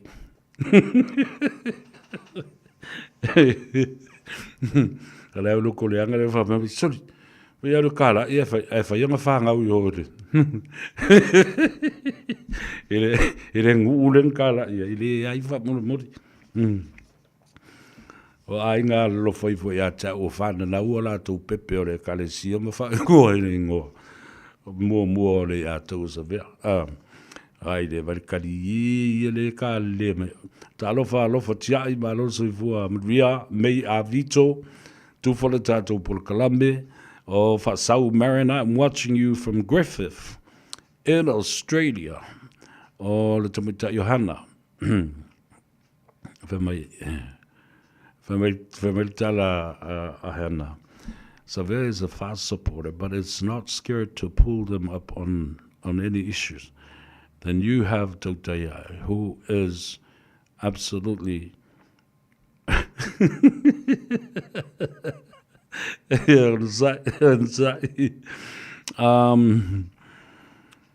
Mr. Marina, Tunumafono, Talufalava, Malol Seifu Mria, o le sunga ya Pama. Awele le avanoa, whatalo whatu i le sunga le whawhengainga, pe masalo ai wawe fo i mato ina le sunga ya Whetu Pama, Reverend Elder Whetu Pama, ma le whanetua, me se fo i le kalesia i na Kingsland, se woma mai ua loloa, tau sanga ele i toi whiloa ai. Ai, o se tasi fo i leo whaiwhi au. Sa ngalue matautua i le tātou whawalele le Polensia. Mo le tele o tau sanga o mawai. Pama tō manongi, talo whalava, tanu vasa nevo, nivo, ia, whapea fo ia tau silimu. Flower Donahue, kalo whai, ia malo, whaftai le, mafuta mai le, au nangama le tautua le dei fo ia songa fua. Wa to is full minute o Natale o le itu lai, ono se vai peisi si tātou whataluanga. Nei misi a te. Ai, a vea fol le avanoa. Whatalo whatua i le sunga le to ina. Reverend Elder Tina Tali ngafa mo le whaltua i amboe, i wapea fo i le no whaalo mo la ingali, le kalesia e whakasa o le pulenga i nā i Kalihi i Hawaii. Ia whapea fo ia le. Te mamatua malolo man malo. Le sunga ia tanielu ma mea ma le whaltua. John Reed, talo whalava. Watching you from Arlington, Texas. My goodness. You look after yourself and your brother and your family, my brother. Oh, Annie Schuster Burgess, talo whalava.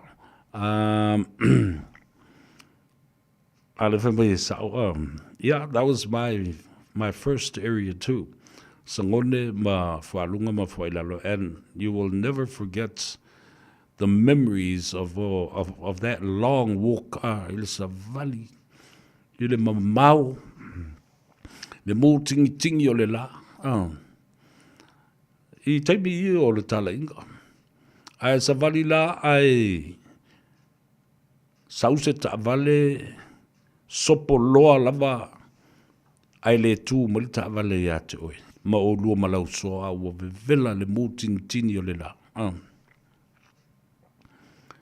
whapea mai leo si au soa palangi. My palangi companion says to me, you know, soa, brother, what do you think of such a driver that passes us and there's nobody sitting at the back of his truck? Wai ula so palangi ya. Fe mai etsa. Laso tala maso manatu. Isa ta vale ua pasi mai ai ta ua. Wai le ai mani ainga no fo ia no fanga. Eta sa vale mo le fia mai la fato e tau se fale o se ainga. Ola no wingala, leilo le leia le avita vale lea. Ola matua mamao ala mele sa vali me fifi au tala. Ai le ima se tu mai. Ia fa pele la usoa. Fa talo fai. Vai me le palangi. Mamao yo le mele o yo na mafu fonga. Ai fa tupu manatu. O le u fa tustusa. O le ave vale le watu ele isisi o ti atu tuolan vale. O se matua tangata le alofa lava. Leo kau me palang. So le alo lofa I sa moari. Ale mai tauna al palang. Who would pass us with nobody sitting at the back of his truck? Lan me wole tu mai lea tangata. E ofo ina mai se so soani pemba mau se me te lua nga I ai. Ai, u te loa ai loa, ele ave tavale. Ona ma kua ma mau le me le sa vali me ingi foi fiau. Ke awa ikal palangi fe mai. I hope he gets a flat tire on the road. What did you say? Well, I hope he gets a flat tire on the road. I said, what for? Totally uncalled for. I think because he didn't pick us up. Because he didn't stop for us. And also, ale mafafati o lofa I le faife au. Ya a o sa ia le faife au palangi tia o fakrua vai ku au kala pe alo le ngiule le koli foi la skangi. Ia nga pe ala ia le o si palangi. Ele I pe mo se ngiu. Malonga pe ale ngiu ngi. Amai lo tu I le ngiu volen masu I se mele I. E o ai le ngiu. E lua lo aso. Ai o solo malfa ma for malfa ma lilio. Malfa ma lili for pe o wa ma I le fo le foi fe au. Ia e moi fo. O tango tu te tala lumo le fatafata o le forma o le fefe au. Ua matua papala uma o infected fo ile le mele na solo ai ni ma pe e lunga le ngiu. Ya sauna kao e ave fo ma. Kao e ave ia pia ke le kalkong winga fo ma I konsifi. Ia mama o ma ave si. Ia au tala mali na o le ngā winga. Ile mamao o mea sa sava vali ai. e nao na vai taimi i le taimi o le wala uina. Awai, e tele ia le tupulanga te lavou. O maua o lātou wawa noa i ta'alonga ma skolsipi ma ngā luenga. O na lātou te ena ai leo le wala ulia le li. Po o fea le mea o le a ave i oe e whai i oe ma whai au tālai. Ile misiona a le kalesia. Sa au whaftai ia uia o no le ava no le lei. Sa au talia ia whautuanga a le tamama le tina. Wha mo le atua ma lana ngā ruenga. Ai fo i mo, ia ngai pure rola, ia le lalang ke lenga. Ia le nā, tāla whai. A whafunga mai wai tō tele a whai au tāla i olo o ilunga le olo o ngā ruru le nei teimi. Tasi le nei e kalesia. Tō titi lata i le se lau wafe ana fita fita. O whaiwhi au tā lai le lalo langi atua. O lo o e whaile ngā ruenga tāla. O le tō telo i lātou, i le tu ua o lātou a inga ma. A wata te malamalama fo i ei sātau o fo i ai. E tō telo i lātou e o le ngā ruenga. E te lavou ma ale o lātou soifua. Lātou te misia fo i o lātou mātua ma o lātou ai. Yo. E misia lātou mea sa masani o na whai. Wa tātia nisi mea. Ma tāo fia taimi māmanoa. Ai wha mua leo sio singa o le taulanga i le tua. Ia, na sa woila, ia lea wha popo atu isi mea na. Mea le lei a koma mea le lei. Ian Hunt tālo whalawa. Alo le soifua manuia.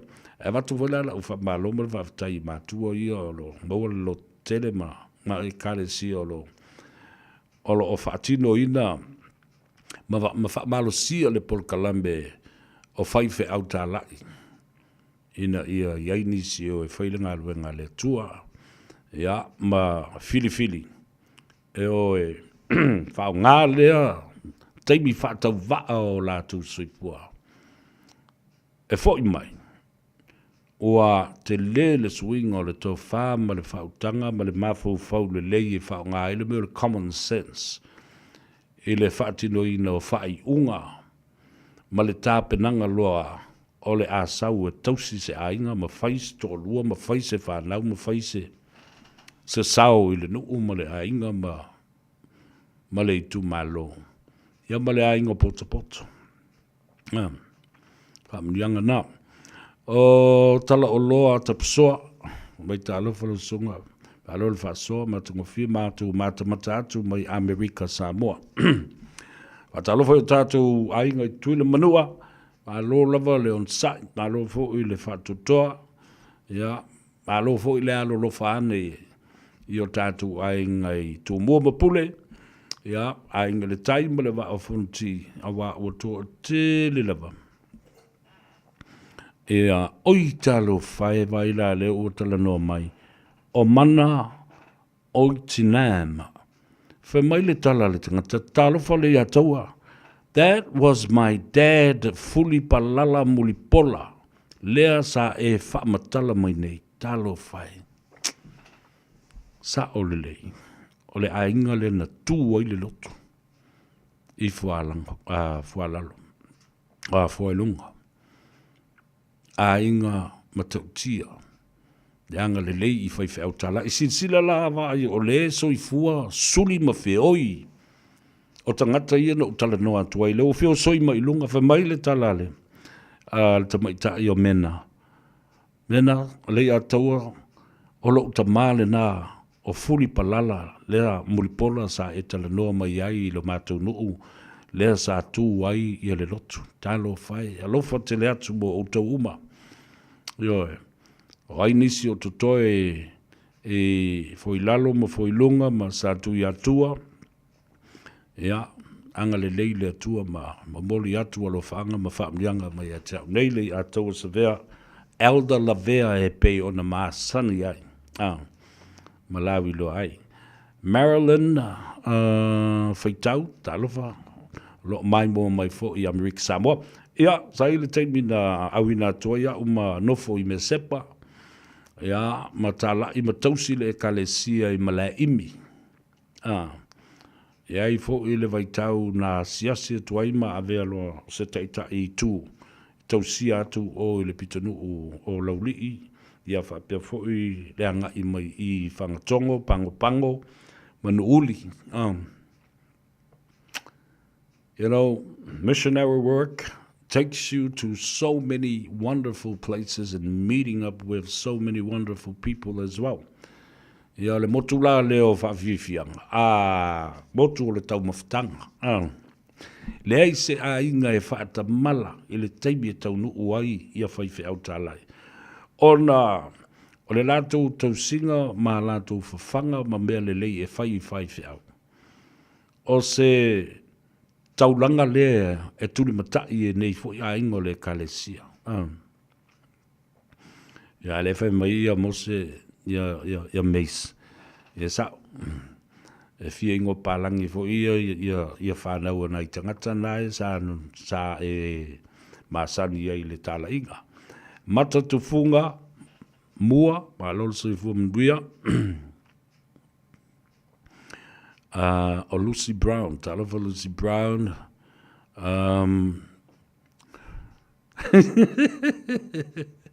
Rose tupu ala te ke ofo ia, o esonga Rose sole Rose. Sapa fui vaa, watching from Wellington. Ia le sunga Tai Wilson, whapea fo i la meko e noka. Talofa lava malole sa i fua mduia. O le tō tele la fo i nisi sa mātou ngālu e whātasi i le ngālu e ngalea whawhiwhi au tālai. As missionaries. O tele fo i la tau o wala au i eile tua. Ai wala au i eile tua i le taule lea o lātou soifua. Ia. O le fin ngalo ale nā o le tua. E le pule isis. Se epa manase talofa lava. Whaftai atu le tātou nuu i sa fotu ma manase.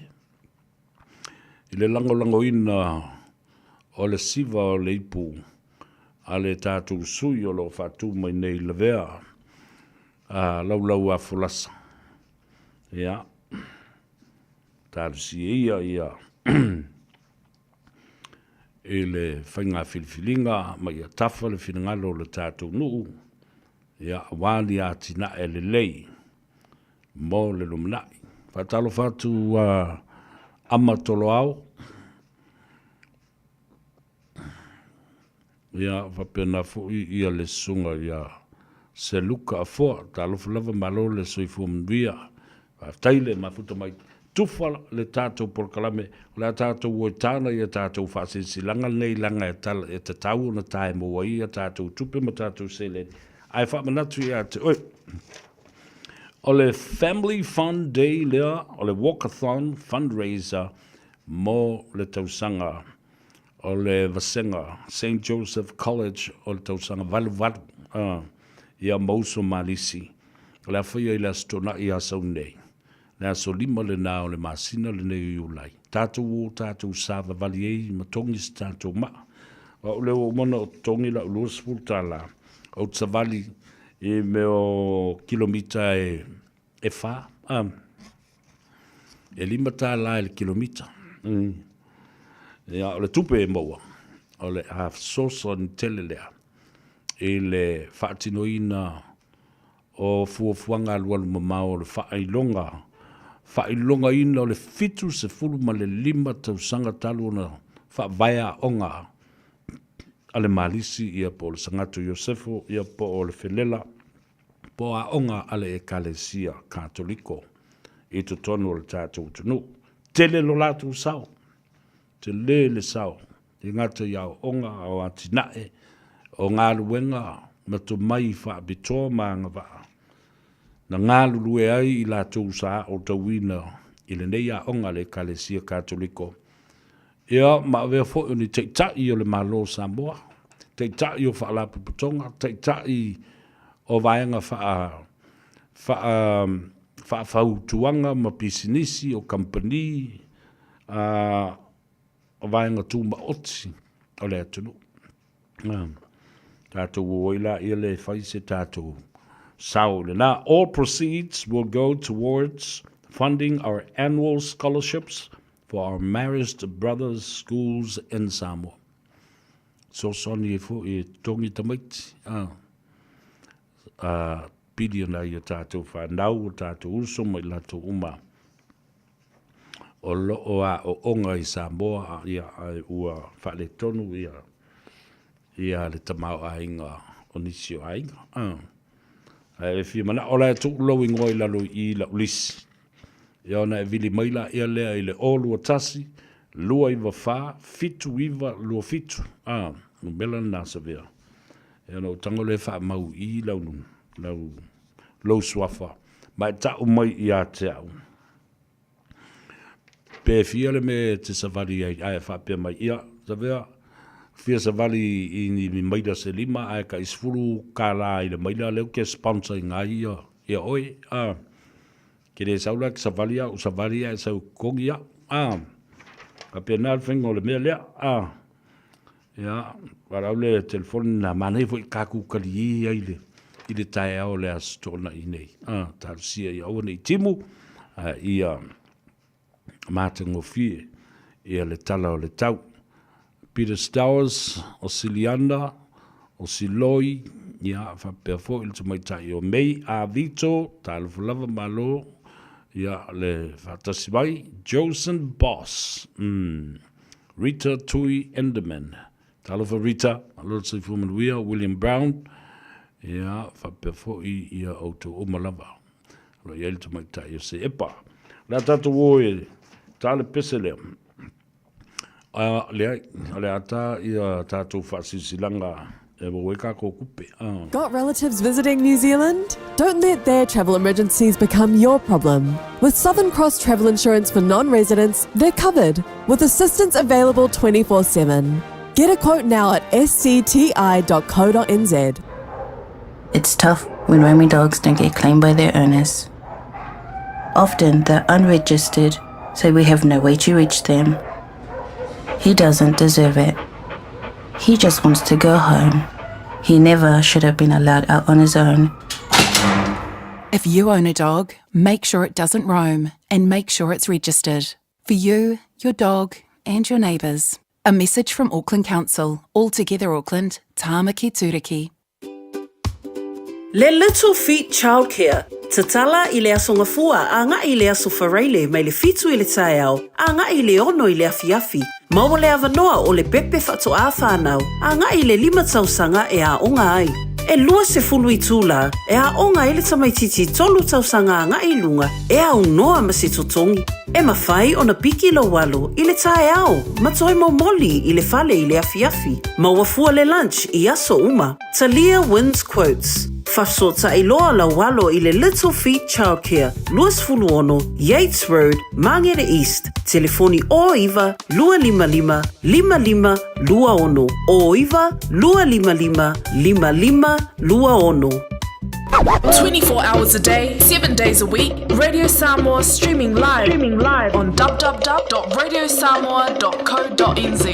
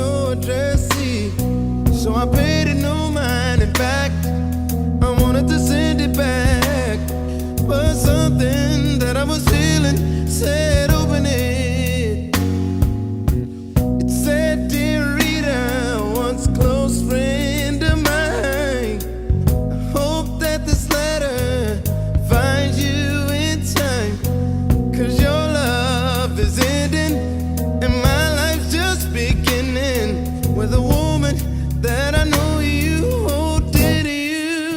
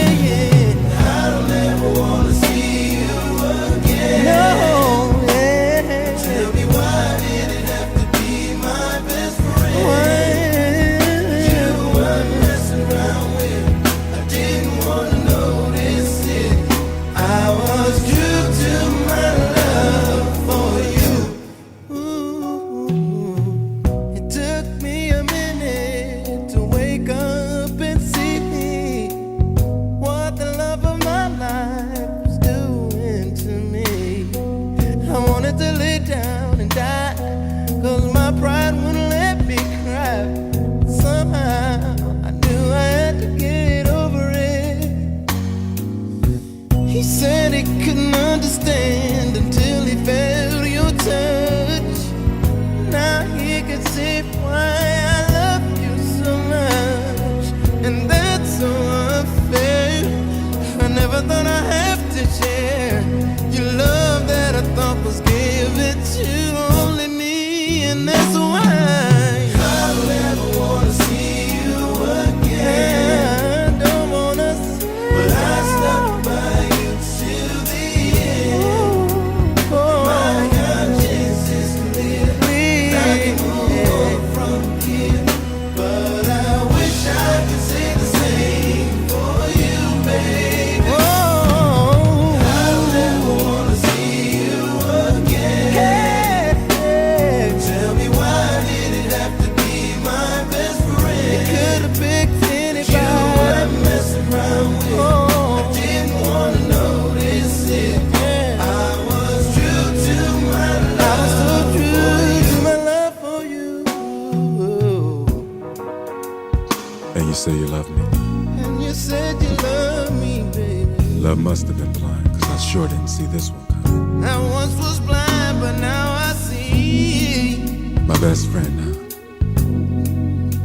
They say keep the ones you love close, and your enemies even closer. But I can't win for losing. You are the closest thing. Cause the one I thought was a friend to me ended up being my true enemy. Listen to me, baby. I gave you everything, my love and my ring, and you violated me. And I don't wanna see you again.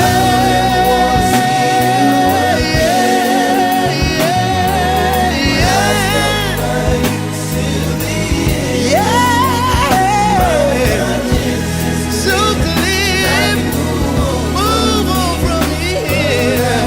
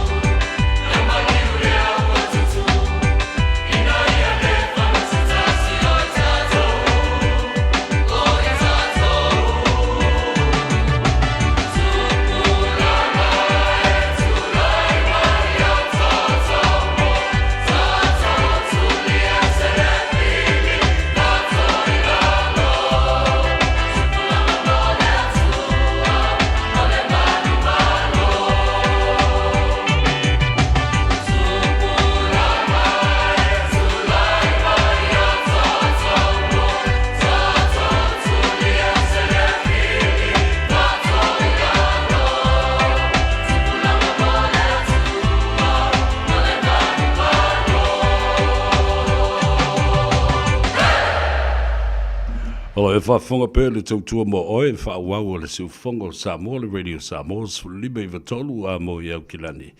Malei atau sa verse iuli i le nei fu i au auli o le asonga fua, o le aso budi o le nei masina, tātou te wha ma vai atu iai. Ma tātou whaafitai ai le anga le lei o le atua. I le wholaunga a le atunuu, o le a tātou. Tūlau ele i le aso mua o le masina, o you like, o le afa muli o le nei tausanga. Ia a o lutia pe i tātou i puava. Ai whaafitai i le atua, o lo o whaasino ala pea, mai ai lana ta inga ia i tātou. O lo o auida mai ele nganga pa ia. E whaatoa i o tātou ma fau malangona. Ma mau ai le fifi malie. Ona o le vevesi ma le ngasangasi o ma lo ma le tūlanga. O le a tātou walo atu i ai i le whainga pālota ma le whainga whiliwhilinga le atunu. O le mea moni i Samoa, e le isa mativa o lo i ai Samoa. Au tau sila pe au o ina masi i a inga. Ma wheta alolo a i aso te tele.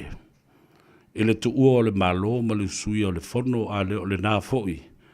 O se tini wha Samoa, po o se wha i poe ponga le atunu.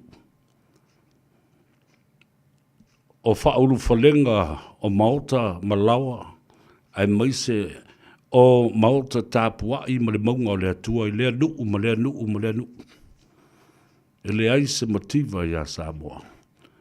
A o isi la ia fuafuanga ua whaine e isi tangata.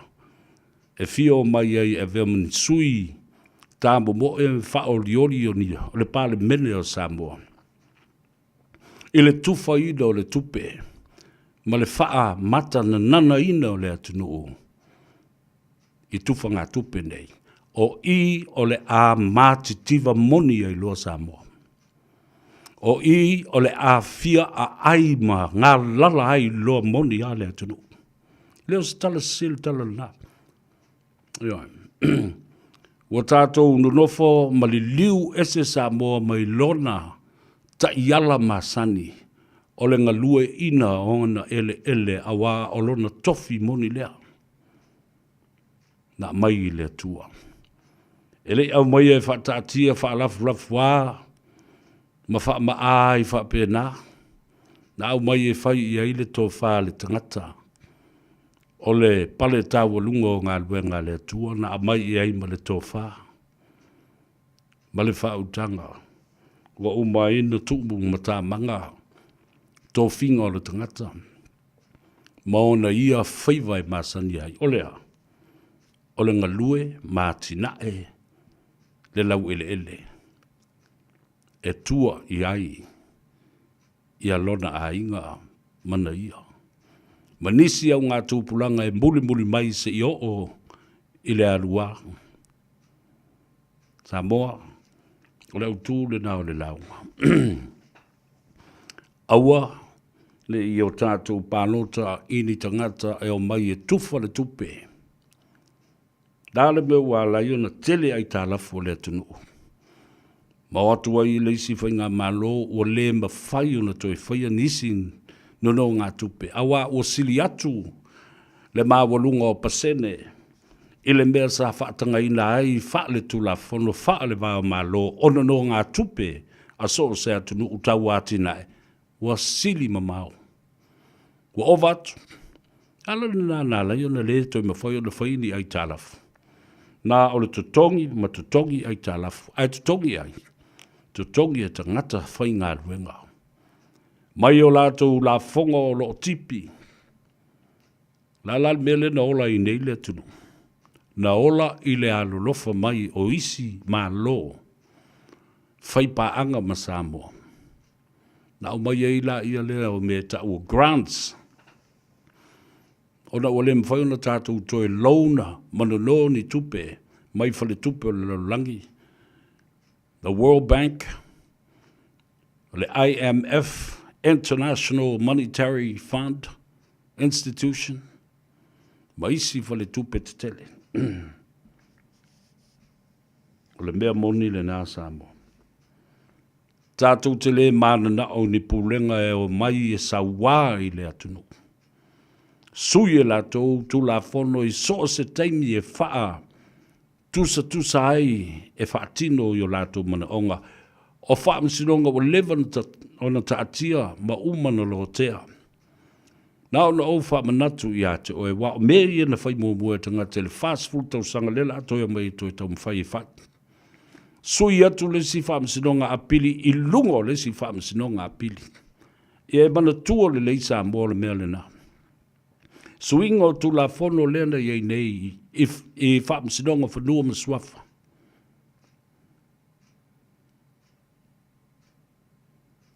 O se mea e masa ai le toto le atunu. Lea lava na vava ai ai. Tele wha lava na tula i mai. Na malingi ai le toto. Masi i ai le tau a lesi ainga, lesi ainga, lesi nuu o le tua oi wa lewa ta oto wa umana whai e le whai unga. A o le toi langa mai e tangata o pili nei e tolu. Na whaia ma le ai o se mafo whau i ai. Lea lava na malingi e le toto ma masaa le toto o tangata o le atunu ua misa i tua oi. Misa i whai unga sa whaia. O isi talo sanga apili wa uma na whaia i ai. Whai unga. Toi whaia tua i malesi apili lunga. Ia mana tua le leisa mo. E mo i ol wha msinonga o soli ngā tu la fono, ma tu la fono savili i le vāo tangata ma tangata e whai ei i a taui o compensation. E tau le u ma i ein tangata. Ai o olo lava i le mawata ngase ngase o mea sina le atunu u maona ngase ngase wha le anganu. O le wha msinonga whanua maswafa. E o uma i ai le atunu. Aia. E whaatu lai mai ni tu la fono. E matua soli ai, soli pala. Le vāna nofo o le tawhatolu o Samoa. Le pale mene. Le au whaitu la fono. La tau te suia mai ei tu la fono ma au mai i e tau wha matala ma wha manino atu. Ma wha winga atu e lese i tu tino o le wha msinonga. Ai a le pule wha tonu. Le ta wha tonu lea. Wa iai umai te tonu i le malusi anga o tangata wa le o to iai se mata upu e tau le separation of powers ina ia tūto tasi ma tū maoti lea pūlenga ma lea pūlenga ai ma whai na ngā lue whaatasi. Checks and balances of the separation of power from the three branches of government. Parliament, which is supreme to make law. The judiciary, that develops the law and applies and interprets the law. The executive to reinforce the law through using the mechanisms of separations of powers. O malusi angalana lena talipe nei le fast food tau sanga Samoa. Lea la toia mai fo i koe kalepe. Nao na au wha manatu, masanga wha manatu pea. A o lo i a te oe le tō whāma le whāu tautanga. Awane i mātiva Samoa. Awane i whaia e ni suinga o ni tū la whono no le lātou malusi anga. Lea ua toe mana na o e fia so poloa ma uu i o lātou lima. I leo ni upu e avade ai Samoa. Upu sa sao ma upu e avatu le loto ma le fatu. E malmala maila ia leo le atunu. E le ai se fefe, le ai se ngau matau, le ai se manatu. E tau fiofia, le tau ua tele o le neifai ngā palota. O le anga i luma.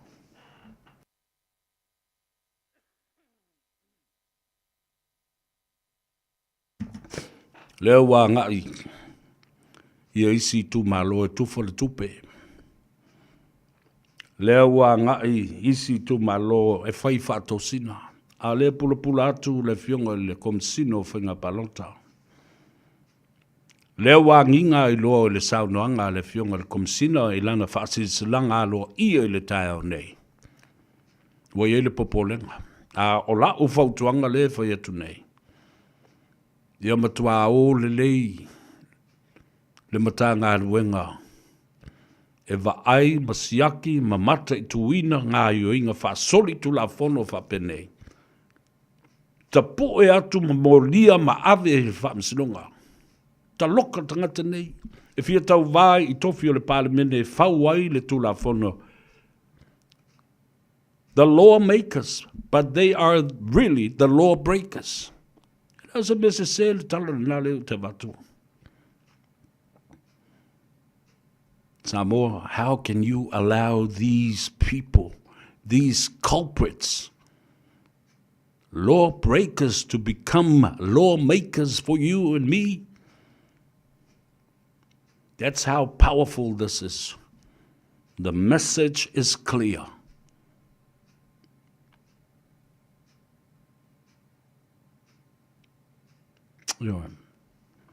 Ta ua tele le mafau fau loloto iai. Lale tiu teo i tātou o lo o iai mano pia i atunu ui fafu. O le to tele o i tātou o lo nofo i fafo o ni matai sao tausi a inga fai monotanga fai whaalavelave. E tua mai i ai o tātou a inga e fia se furu afe o lo i Samoa. E whaalango mai i lo tātou tamau a inga i atunu ui fafo ma le tātou tō whā ma le whautanga. E watu ile tu o lalu mawhai atu fo i nei le tonu i lunga le telefoni ma lunga le Zoom.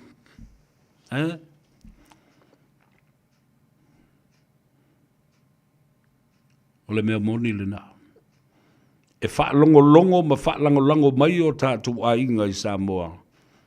I le tala tātou te avatu ma le tu o lalo tātou te avatu. E le tau whai atu Samoa. Te lea le taimi e sui ai lo manatu ma lo mafofau ma awane i tō sina oe i nai tama i paupi ngaki leo le avatu. Io e te loa ai e tā ua atu lea tina e o lo tau mawhai i ai i aisi nai loo le tufa ino, le tupe mō sina taimi pūpuu. Ai o le a umi le taimi. Tātou te nofo polonga ai ma mātitiva ma fia a ai, ma wha lolo solo, ma wha lango solo. O Samoa ele o se atu nuu taliola. Ele o se atu nuu wha tali ai. Ai am. E ngā lue ma whaatali o na manuia i le atua.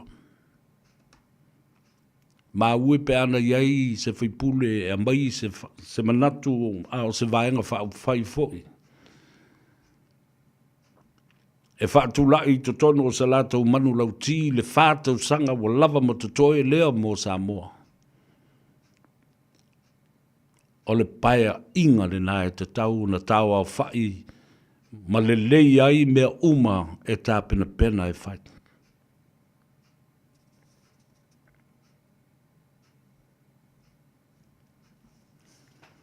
Lea, ai lau palota. Ai lau wainga, ai alo whai lau wainga.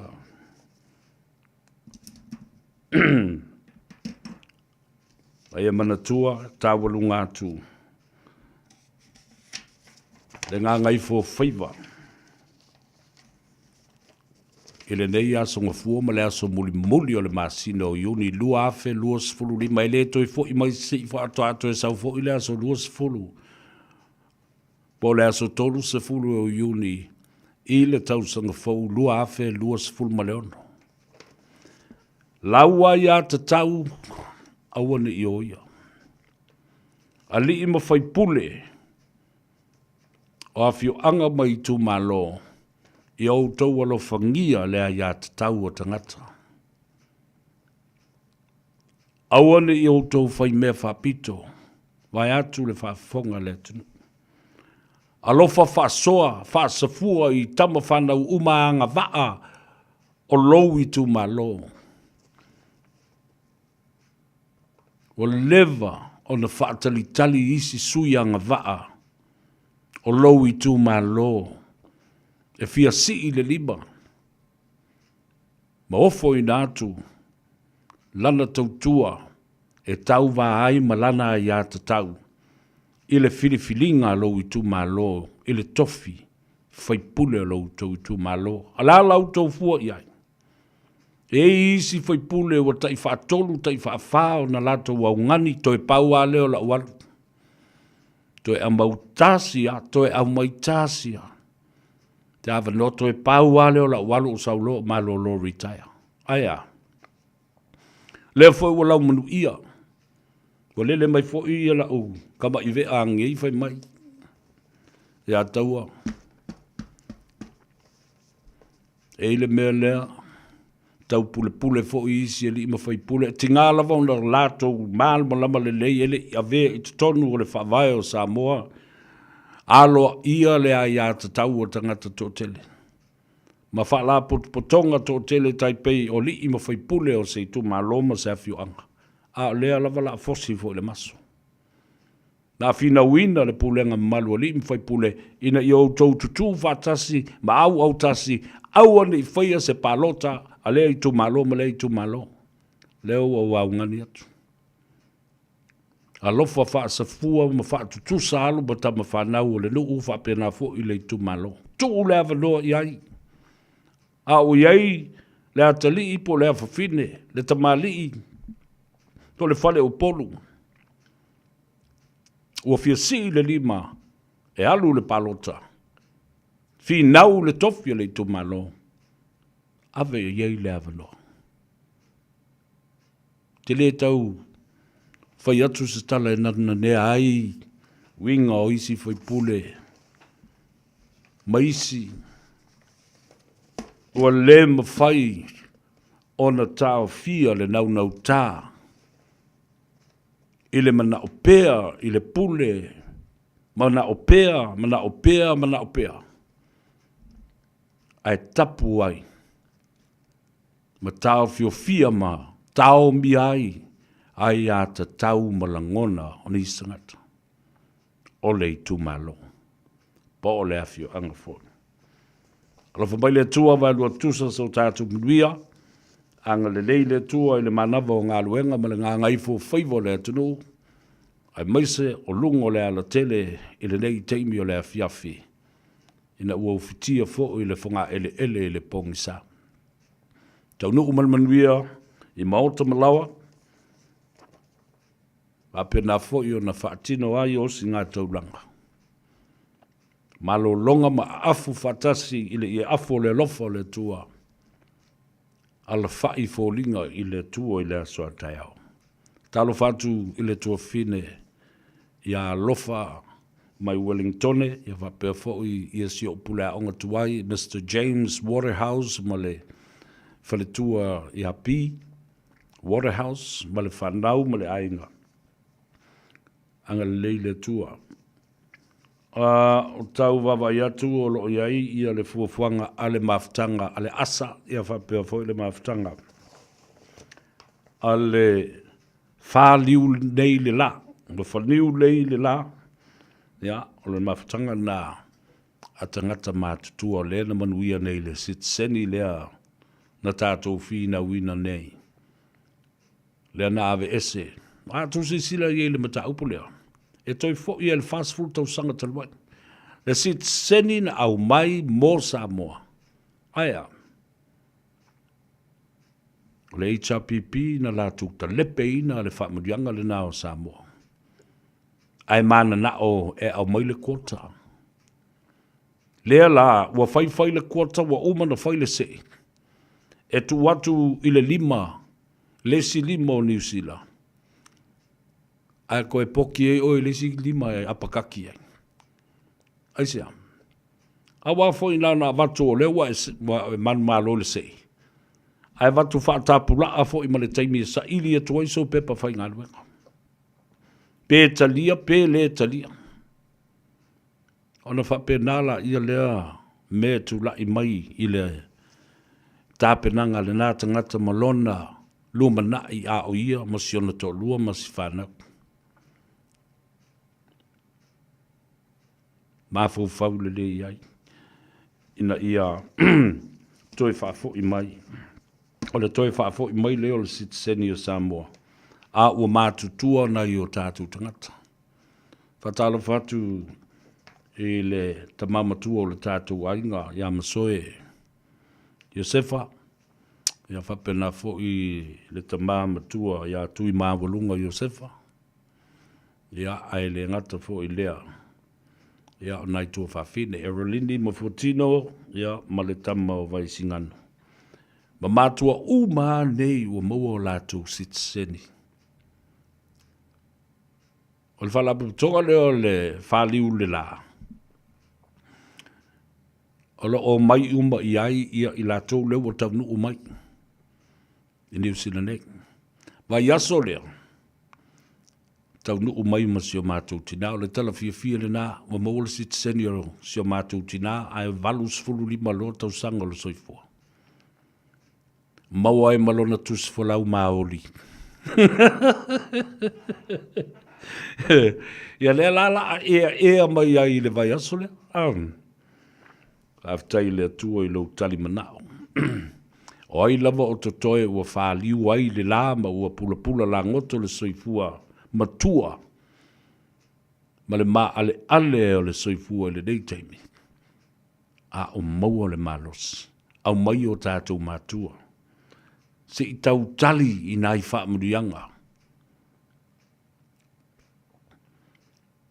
Ai ele tanga te fia fasili ma ta upu ia whapea, ma fia mo so sani wala au le telefone le nei. A le ftelenga e tele ai o lua tasi, ono tasi valu o whalua. Toi whafonga o lua tasi, ono tasi valu o whalua. Ia pol numera a lei atou sa vea. Ile o lua tasi, lua iwa wha, fitu iwa lua fitu. Whabianga whabitoa lawa i le fiafi le nei, alo whalongolongo mai le tinao le nei ngā luenga.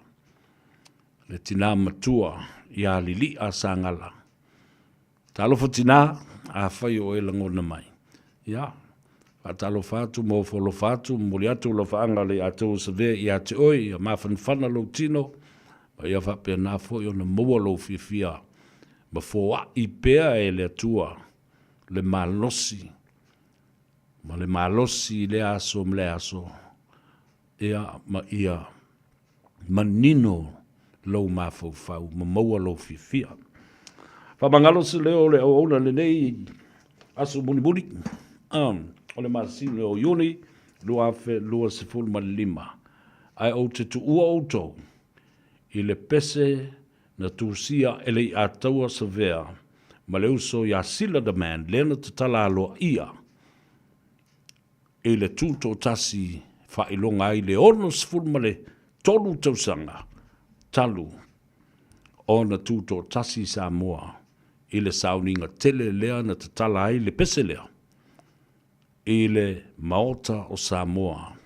The celebration of the 63rd anniversary of our independence of our beloved country, the independent state of Samoa. Composed and written by Savea Le'ataua, Sayuli L. Harrington Levea, and Sila the Man. And those are the stories of our people today. Soifua.